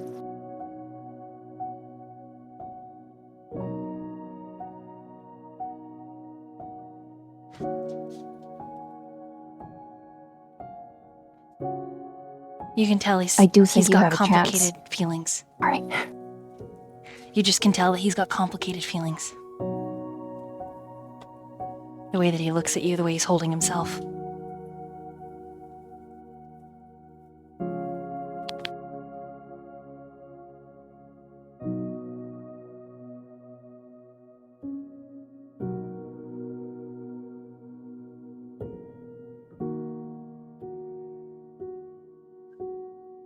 You know that I hated the idea of you being my thrall in the beginning. And I know better now.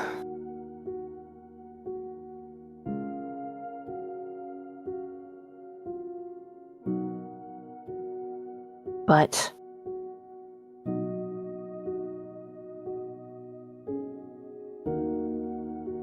you'll have to forgive me for using this against you this time.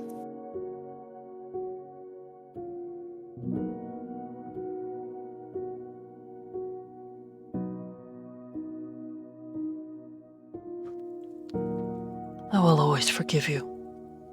Agree.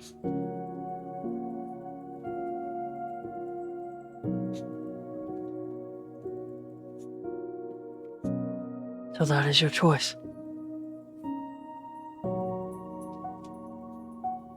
Yes.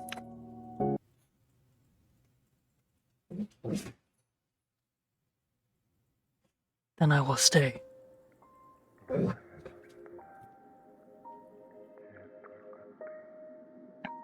But I will be a danger. And there will be times. And maybe there will be a time. He just buries his face in his hands.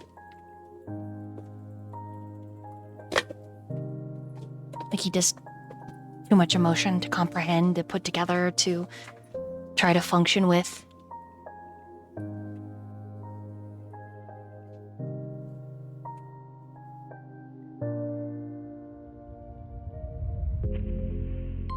He makes a commitment to do the best that he can, but he knows and he tells you it will never be enough.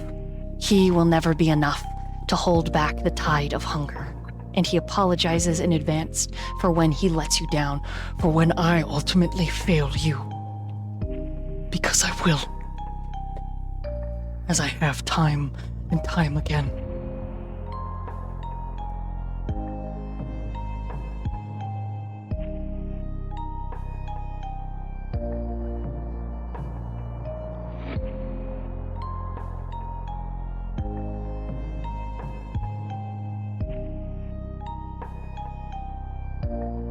For now, let's see what comes.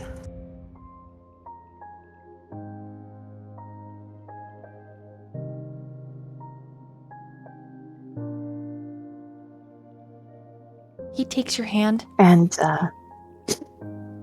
your little tiny hand, in his big ass paw of a hand. little tiny hand.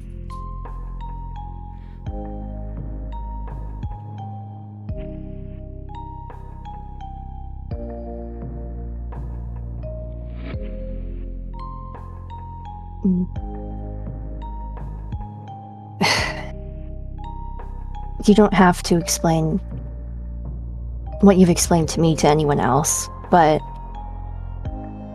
I will say you should give Uma at least a small explanation for things that have been happening. She's curious as well. And she said she was sorry for cornering you that one time. But I don't think you hated it that much.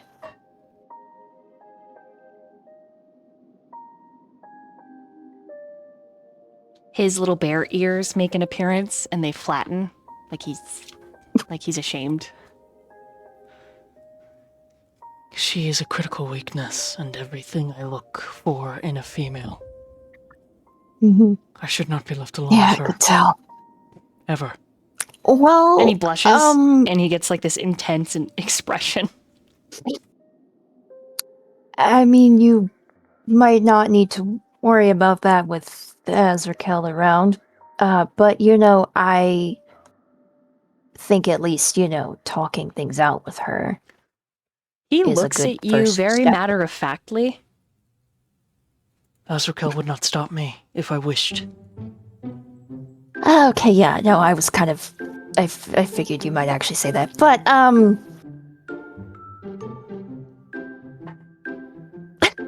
listen. I'm happy for you. Agree, you stop smiling. This is not good. This is bad. I would hurt I'm not her. smiling. I'm not smiling. Listen, Her milkshake would be scrambled. Worse than eggs. don't tell me not to smile and then say stuff like that. That's fucking hilarious. Oh my god. She would be ruined. Sweet night, mother. I think she'd like it. She would die. I would be so voracious. I Okay, wouldn't- okay. Her bones would break. Her flesh would tear. You know what? Maybe if I'm a monster, talk Gree. things out with her. No, you're not. Baby, you are not a monster. Okay, listen. Come, and he's gonna like grab Thrain's face and like pull him down and like touch foreheads to him. He's just like, listen to me. Listen. Start with talking. I am not good with Uma. talking. I do not like this I've talk. noticed. It is difficult. Yeah. How do I say, But- I wish to clap you from behind so aggressively that I smash your face into a wall? There is no appropriate way to say that. I cannot Thrain. say that. Thrain, my darling. We all are aware of that fact. Yes, Uma already knows this is terrible. I should be very far from You her. I should never be allowed to speak to her or look in her direction. Listen. That's kind of going to be difficult from this point onwards. So, you know what? You're going to need to embrace that fact. And we're going to figure this out. Her bread, I would butter it. Gree. I know. And it would be so well buttered. She would drown in it. He's genuinely concerned. He's is. genuinely like this is real worry and concern. Gree is also just finding this so very entertaining, but he knows it's serious. It is serious, and this is important to Thrain. Oh my gods. You are so precious to me.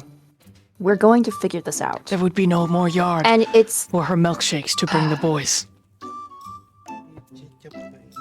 you know what? Let's not count Azrakel out too quickly. I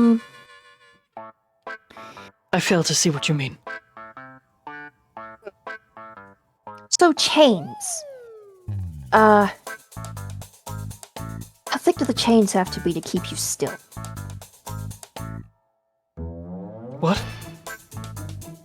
He's really good at tying people up. You could ask for help in that regard. Listen, if anyone's gonna know about, tying down big men.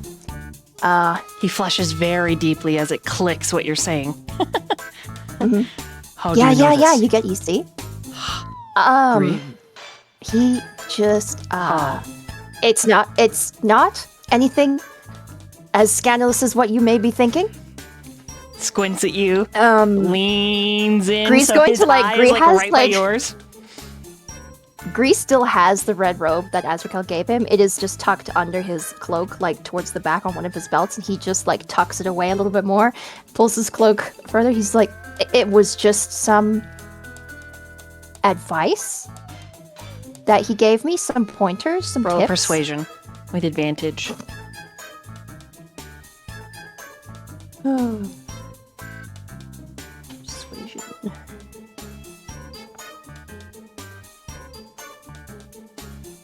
18. You can see that you've gotten through to him. The gears are spinning, but he's so embarrassed. His neck is just burning red. So is his face. He's probably not gonna talk about this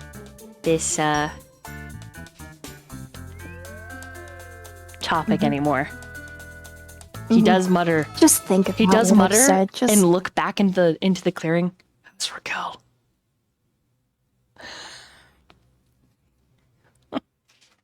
You sneaky, Just think about- sneaky little Gree. He gives you a nod. Change is not my primary concern, but I Swallows with a big gulp. will see.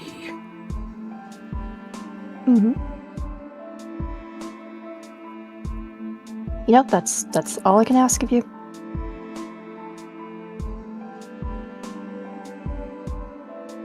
Thank you, Gree.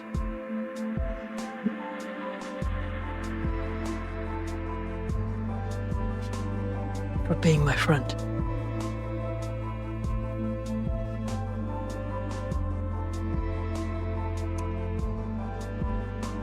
Yeah, good luck getting rid of me now. With that being said, if ever you are hungry, now that you know what I am, I would be happy to assist you. And he holds out his huge, veiny forearm.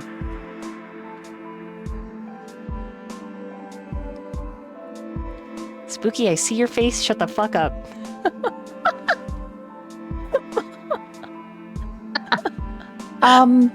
Might I ask, since I know what kinds of effects Vega's blood could potentially have due to it being so magical, with Thrain being what he is, what kind of effects can I expect on that for Gree and for the baby? If Gree was able to take like a little taste, Gree could roll an Arcana and then like discern from there. So it's up to you if Gree wants to try that now. Okay, yeah, he will do that. He'll glance up at Thrain and like give him a look that's like, "You're sure?" But I am sure. okay. And he is going to take a small bite. A little tip nick. A little nick on the tip. Yep. She pointing at me. What were you saying about Spooky? That was him. That was him saying that. It's just the tip. Okay, roll an Arcana. Well, Gree. Okay. You can roll with advantage in this case. Okay. Oh wow. 18. You get the feeling that after tasting for a moment, it would be a good counter. Very robust, very powerful, but in a different way. This is a raw primal strength, whereas Vega is a primal strength.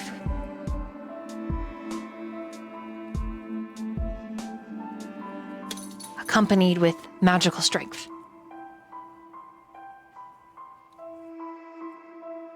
You think, if anything, it will help keep you and the baby healthy? Especially because a part of your diet is the need for hemoglobin. Oh yeah. Gree is going to be eaten for 2, and that includes the blood diet. Okay.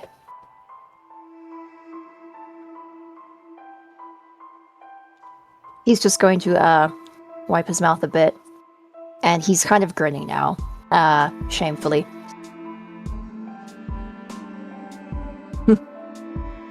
Well, Uma tastes the best so far, but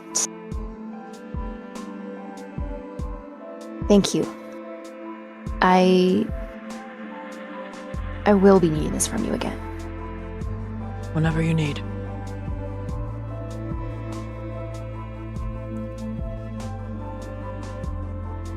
And sensing that the conversation between the two of you is done, he stands up and he shifts so that he's standing behind you. His proper place as your thrall, but also as your friend.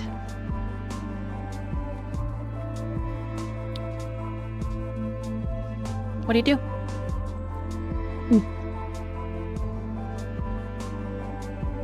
He's just gonna lean back against Vega like he usually does a bit and like look up at him and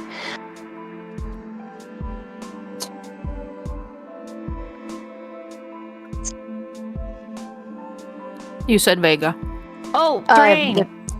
Oh, Bandy said Vega. There we go again. My bad. Thrain. Hilda. Right. Fuck. Yeah, look up at Thrain and just like smile. Cause he's happy. And things are very complicated right now, but Thrain is something that's been constant for him for a while. Especially since being outcasted from your clan and the small stint running from slavers. Running into Thrain, Indeed. despite all of his violence, was a blessing. As if you were guided there by the Night Mother herself. Mhm. Did the two of you go back to the glade with the rest of the party? Yeah. Okay. So all of you gather once again. And it has been an hour of long rest at this point. The question is, any more roleplay for anyone else, any of the players in the glade? I would like a little scene. Go ahead. Kale?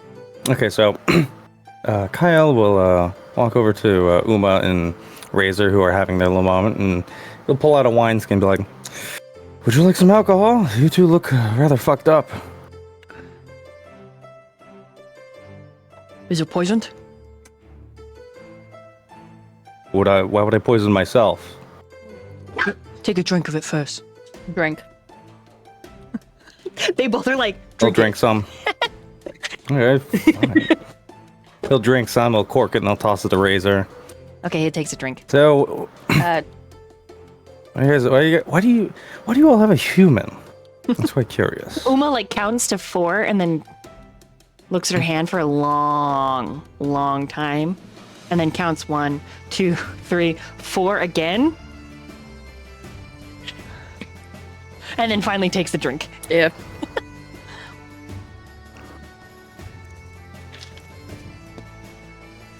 Wait a minute, were you that one that like kicked all those big bears' asses a night or two ago? Huh. Oh yeah, were you there?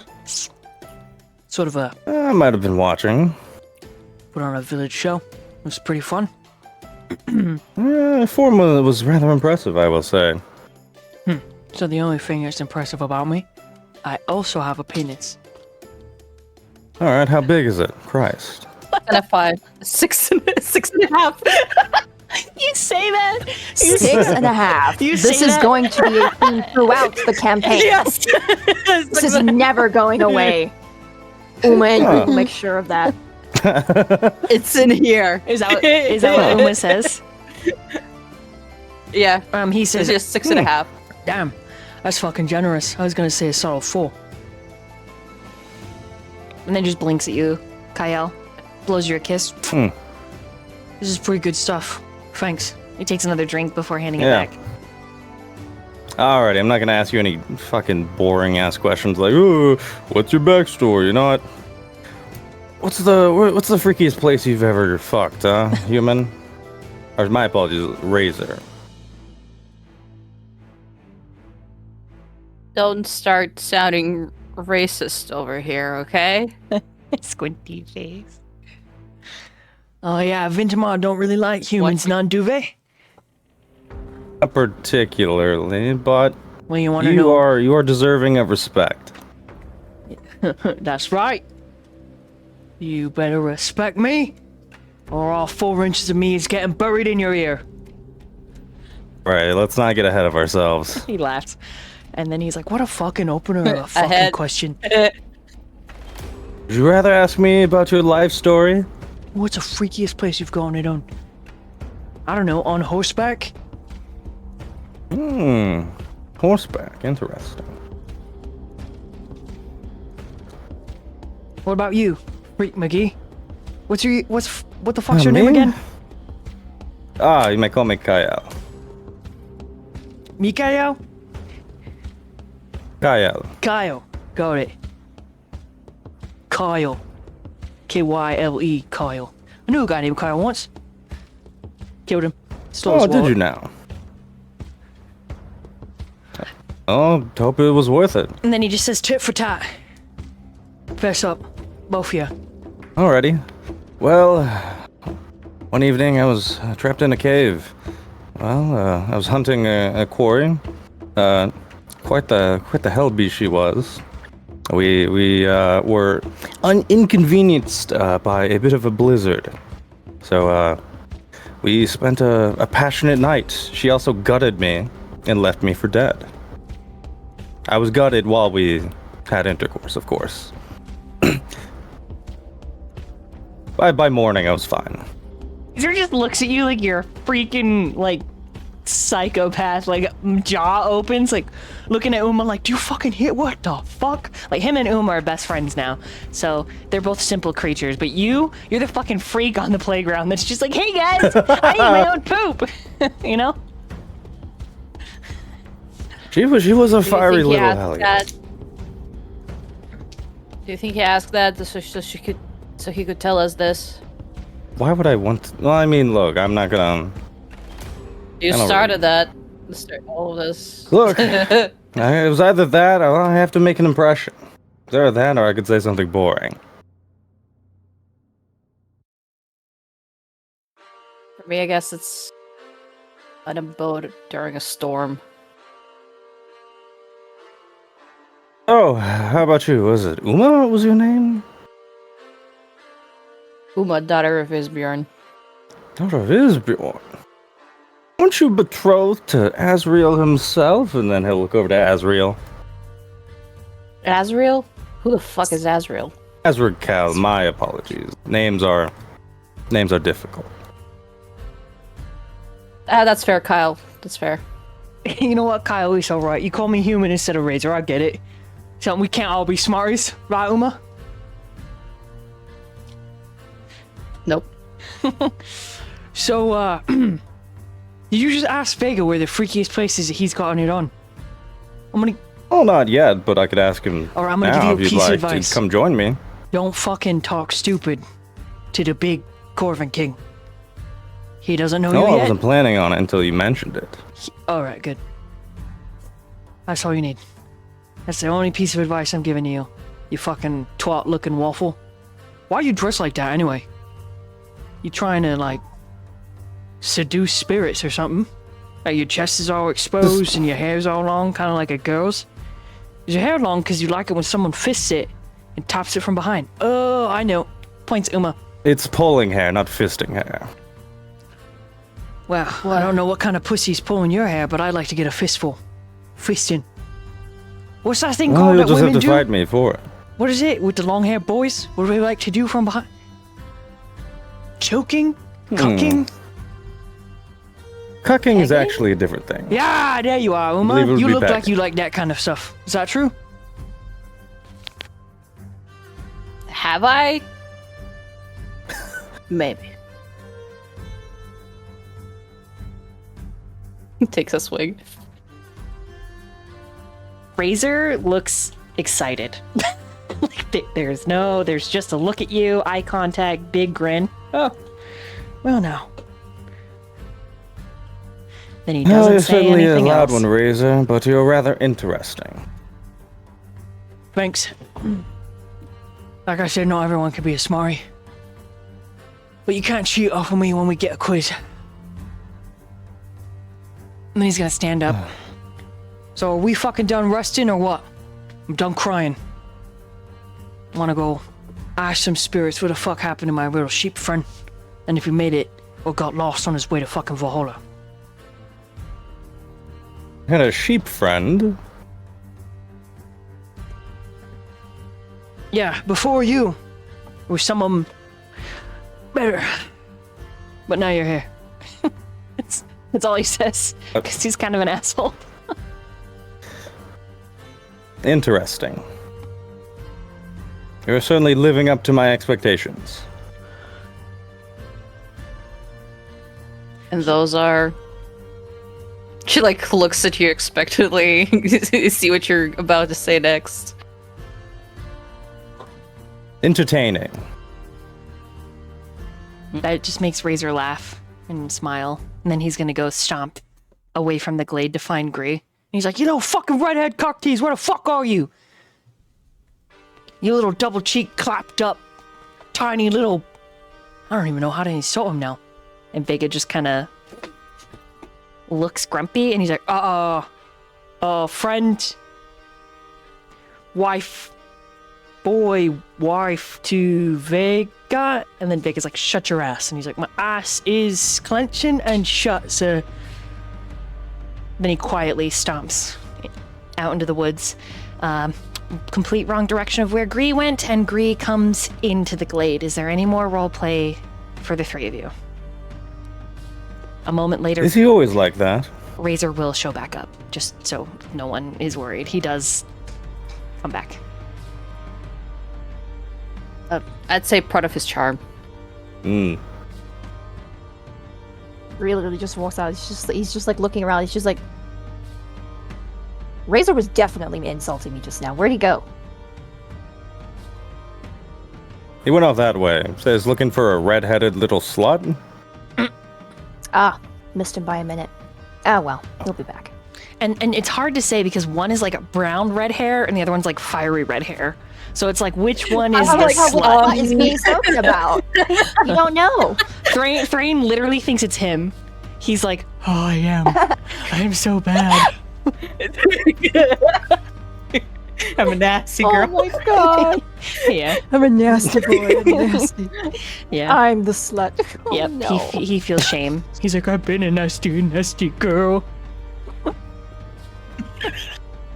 Bree's just gonna like pat his leg or his hip or wherever he can reach. He's just like, so, are we moving on? Well, what exactly is our next step? Finding spirits? Continue. Just continue. I Not believe exactly yes would be not seek splitting out up more again. spirits. Hmm.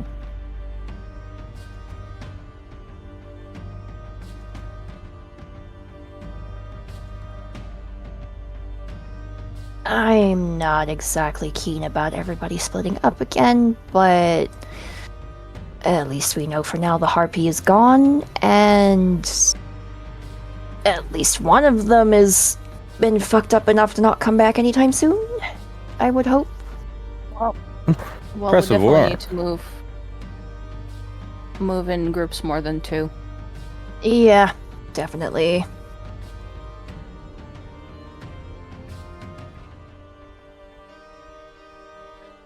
You're, Kyle, right? Yes, Kyle. I believe it was Kyle. Kyle? Gree. Oh. Call me Kyle. Mhm. So it was Hi. Gree, correct? What I said. Yeah, Gree. Pleasure to Pleasure to meet you. Mhm. I You see have you're health potions the- on you? I do not believe I do. Okay. I know a bit of a healing magic myself. Okay, that's reassurance. I'm just a little high-strung after today. Today's been a long day. Nice. I see. It's been a long hour. So you'll be joining us? It looks like you and I have aligned goals, so hopefully, yes. Interesting.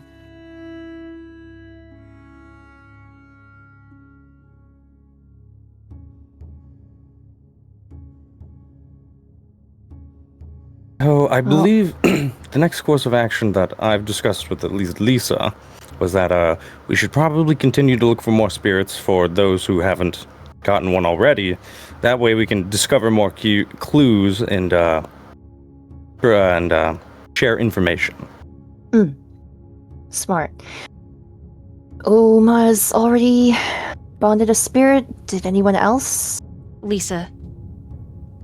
Lisa. Mhm. Okay. Yes, Lisa has. Both in bond with Well- Boone and spoken to. Have you? Agree? I have not. I was a little distracted. Then perhaps And then everyone, started dying. I should stay here to attend to Tiri. And Vega, he notes that he will also stay here with Tiri till she wakes. But Lisa explains, my talents are not so different than yours, Gree.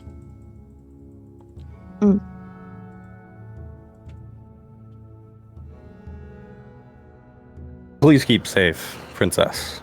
You as well, Kyle. Don't die yet. I still have things I need to do.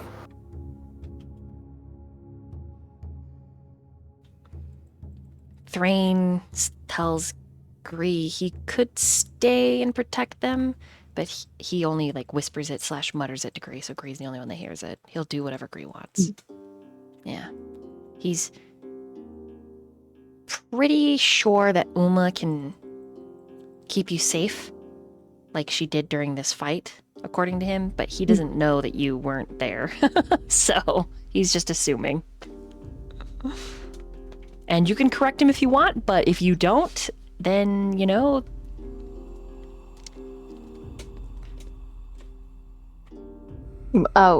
in the Harpy fight? correct. Because he assumes that the party was able to keep you safe, which is why he even offers staying to watch and guard Vega. Yeah.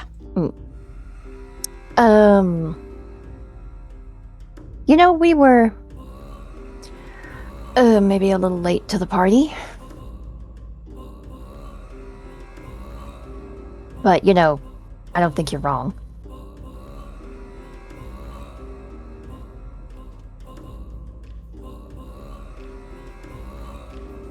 Then I will go with you. But I may deter other spirits.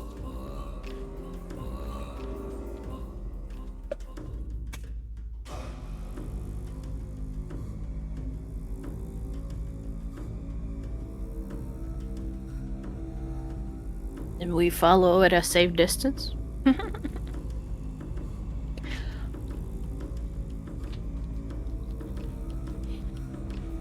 He doesn't even can't even look at Uma, but there's a little blush when she says that. Staring at him. The blue I eye think that stare. big guy likes you. Keep your opinion to yourself.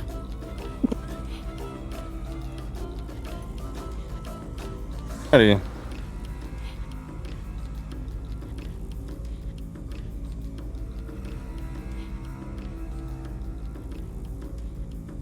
It was kind of said in the, protective matter, because, she understands Fate is, quite uncomfortable with this topic, so it's just He's just a baby.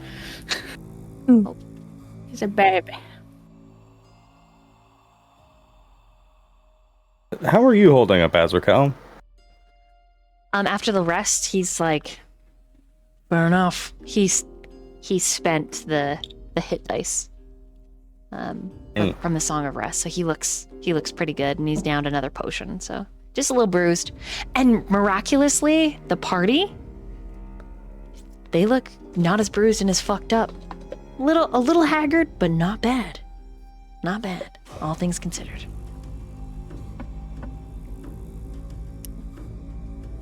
Yep. Does the party go look for spirits? Who's going with you? Razor? Or is Razor staying with...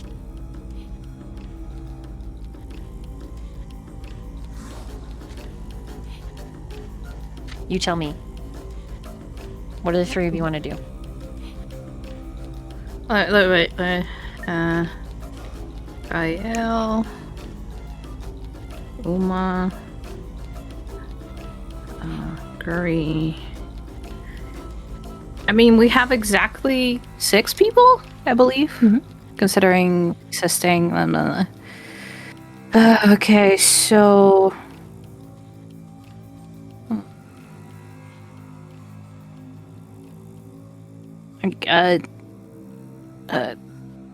Thrain, I assume you wanna be with Gree in the same party.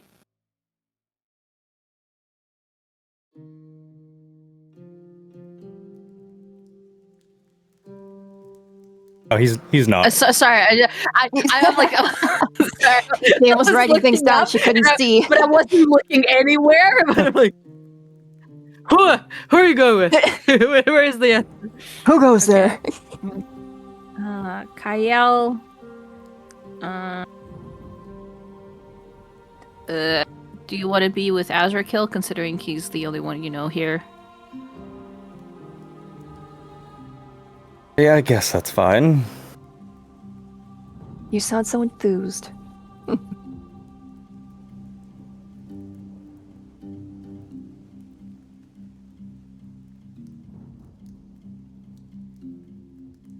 Do I need to know something? I mean, we can change it.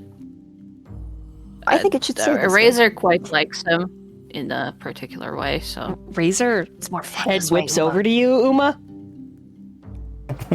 What? He's just Oh, like, you're back. So we're fucking best friends and now we're not? Way to shove me off like some cheap fucking hole. I'm suggesting. I haven't shoved you anywhere yet. Jen, You'd like to be Uma's cheap whore. I'd definitely like to be shoved by her. Hell. and then he's gonna give you a noogie. Just like, "Argh." Oh my god. Wait, me? Definitely Yes. not Uma. She's too tall. You. Okay. No, Gree's just shoving at him. Okay.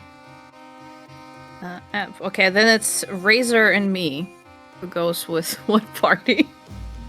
Do you want to throw a 50-50? I genuinely do not care. Go for it. Somehow. I mean, we can do even and uneven numbers, and let's say, which wanna be which? Who are we deciding? Which is the even number? Which is uneven? Just spooky. Wait, sorry. I heard a lot of words, but my brain wasn't processing properly. What's going on? Okay, I'm gonna roll a dice, a Okay. d10, and it's gonna be either an even number or an uneven number. And we're gonna decide to which group one of us goes, so we can decide how the party is separated. Example, Gree. Let's say the mountain, the cat family with Azrakil is gonna be the uneven number. Oh no, Razor and me. Sorry, I didn't. Sorry, I'm being very difficult to understand. And then Razor, Gree, and Thrain are gonna be the even. So Okay. I'm deciding. Let's say for myself, it is an even number. It's an 8. So I'm going with Green Thrain. Okay, so I have Razor, and Azrael. Oh, that's gonna Yes. be fun. I think that's fair.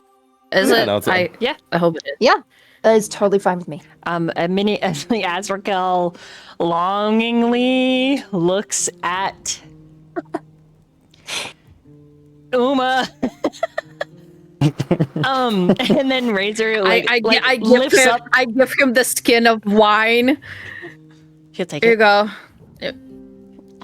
But Razor imposes himself in between the two of you and is like, Just fucking me and you, cowboy, Hello. baby boy.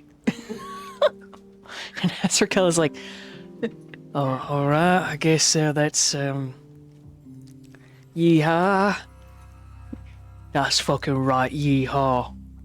Let's go meet some spirits. Come on, What Kyle. they say, three's a party. Free Pass me is, the wineskin. free is just enough. And Azrakel, as they're moving away, I need to know, does Uma and Grief still watch? Do you hear this little bit of heckling that happens? I am curious. Yeah, I am curious. I'm nosy. This is too interesting of a mashup to not be curious. Right. I want to Okay. know. So as Listen, if Az didn't want to, he could have just said it. true. He didn't. So as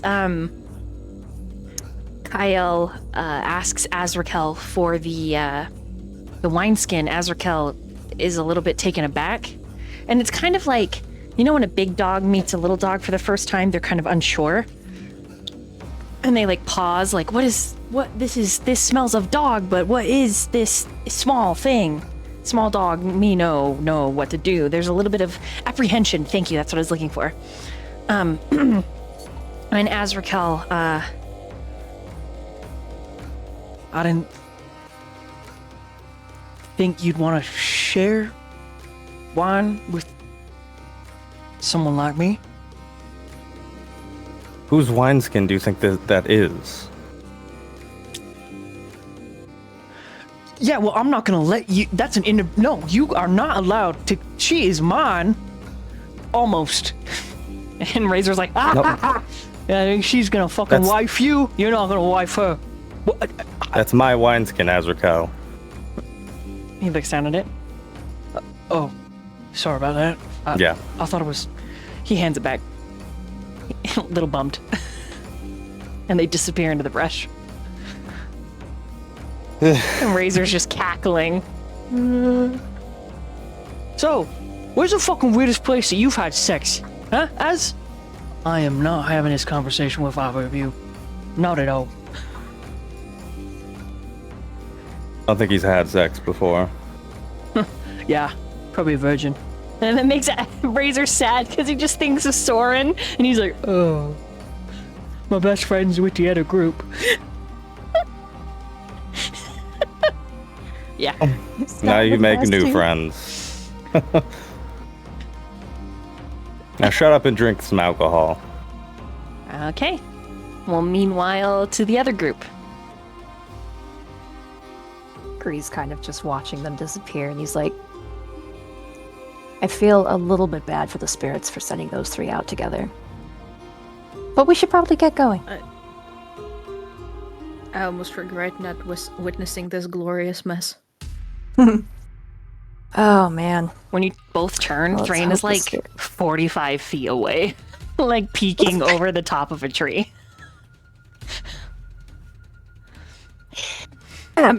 Show up and I pick up Gree and I run fucking. No, I walk 40 feet because that's my fucking speed. She's fucking fast. She's so fast, and her feet are glowing. Thrain has to jog to catch up.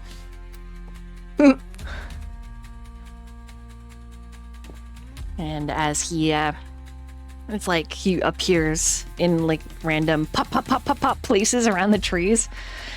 I would like the three players all to roll a saving throw. Your choice between intelligence or charisma.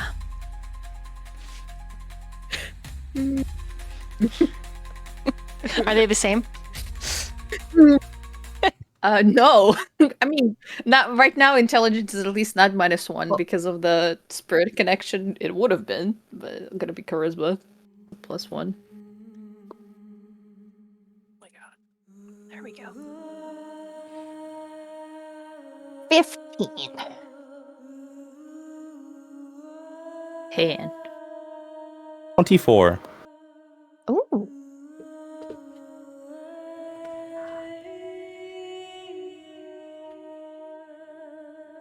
It is Kyle who finds the first spirit. A delicate thing. Beautiful, awe-inspiring, and also a little frightening. It is what you assume at first, an angel, feathered wings. Viking armor, helmet, weapons. And as she steps from this beam of light and she solidifies, you and the other two kneel. You stand before the spirit of a Valkyrie. By the gods.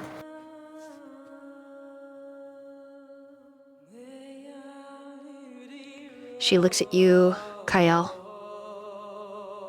to Razor, to Azrakal. Long have I awaited.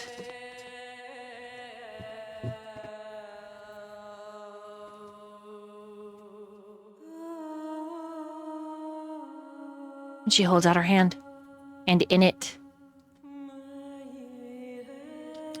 there are 3 slices of a dense bunt bread. And it looks like these 3 slices have just been ripped from a small round loaf. And she's holding them out, and they're uneven. And she tells all of you to take. I will reach out and grab one for myself. And if the others don't grab theirs, I will grab them and hand them theirs. They do. Okay. Eat, she commands. He will nod, then he'll just take a bite. And the 3 of you gain a boon of the war spirit, Valkyrie. What that will entail, you will see. But she says, I have looked into your hearts, and I have witnessed your desire. I will send you on a warpath.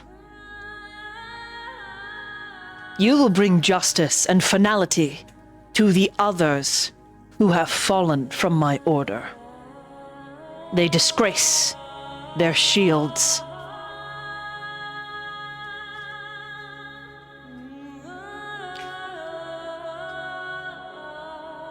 And she shows you. She motions to a puddle. And when you look, you see a woman made of darkness. Beautiful, deadly. And Razor makes a choking sound because standing in front of her is Soren. And that's where we're going to end tonight.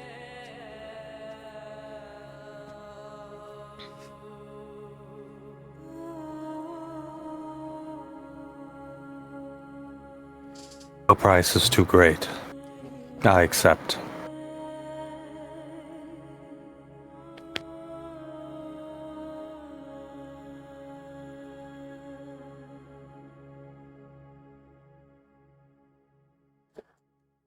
Thumbs up, everybody. We did it. Session 9. Holy moly. The Valkyrie has sent you on a warpath. To kill Yippee! to War! kill the traitors. Hell yeah, more warpaths. Also, Soren. How curious. I mean, I only know one shield maiden.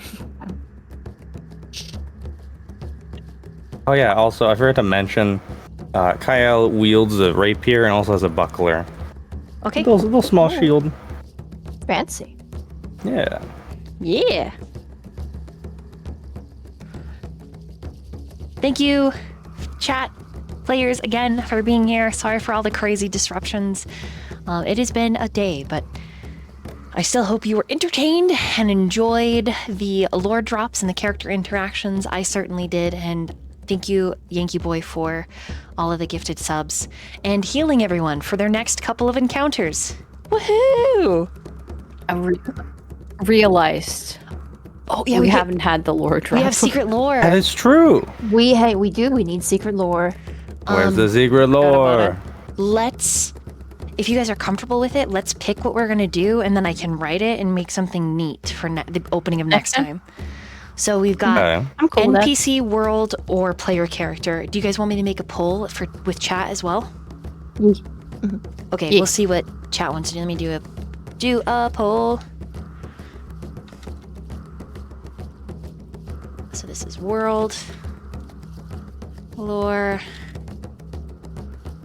There's so much cool lore in this freaking for everybody.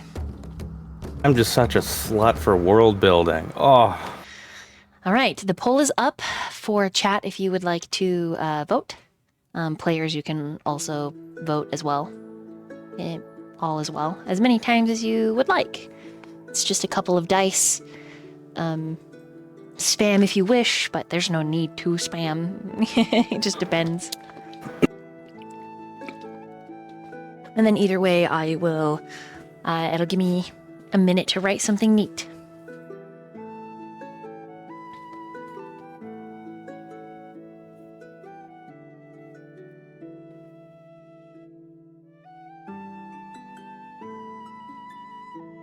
I'm curious though. A Valkyrie. Mm-hmm. Indeed. Mm-hmm.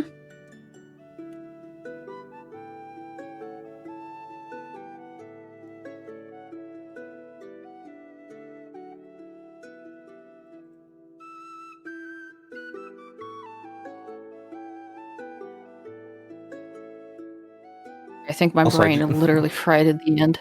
I'm just, you're like, Yeah, no worries. My brain also fried at that moment because I heard everyone speaking, but my brain was like, I can't process these words. You're okay. Try again. It's the like shutdown error on Windows. Yeah. Dun dun dun dun. Listen, Azrakil being protective of her indirect kiss with the fucking skin. Yeah, no, that scene was so funny. It was like a stratosphere. I was so thought slow it would've about it been, for a like- minute, and then it clicked, and I was like, "Oh Yeah, and I was my like, god!" Oh, don't! I was like, don't say it. It's like this. Mhm. I was it's like, "What? that. What are you? I She's my. What is that?" It would have been so Oh, funny. Yeah, I thought it would be so funny if Fraser just whatever, put his tongue in it. he spits in it and here you go. Nasty. Kiss this.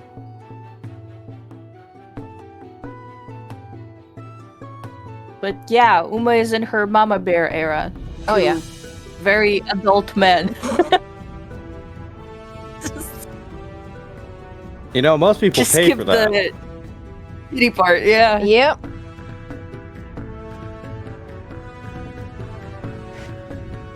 You've got 1 minute left. World lore is winning so far. Holy moly.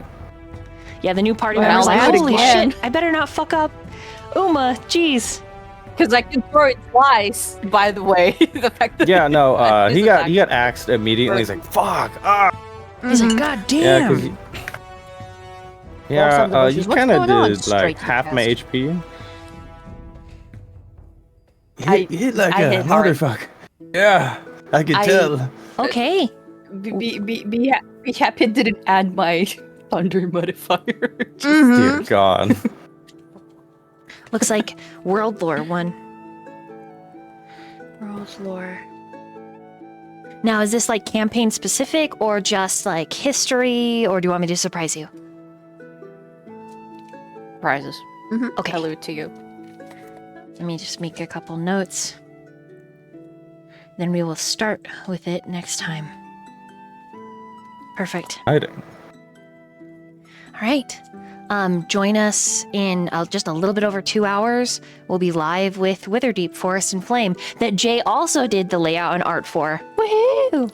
Again, Everyone go support yes. Jay. again, it was like I made a really rough draft Jay and was like, art Jay, recognition can paper. you fix? And Jay was like, yes, I will make magic. So, yeah. That's definitely not what I sound like, That's, but okay. that's exactly Glorious. What are you talking about? That is exactly what you sound magic, like. glorious, amazing, wonderful. All right. See you guys next time. Goodbye. Bye, everyone. Bye-bye. Goodbye.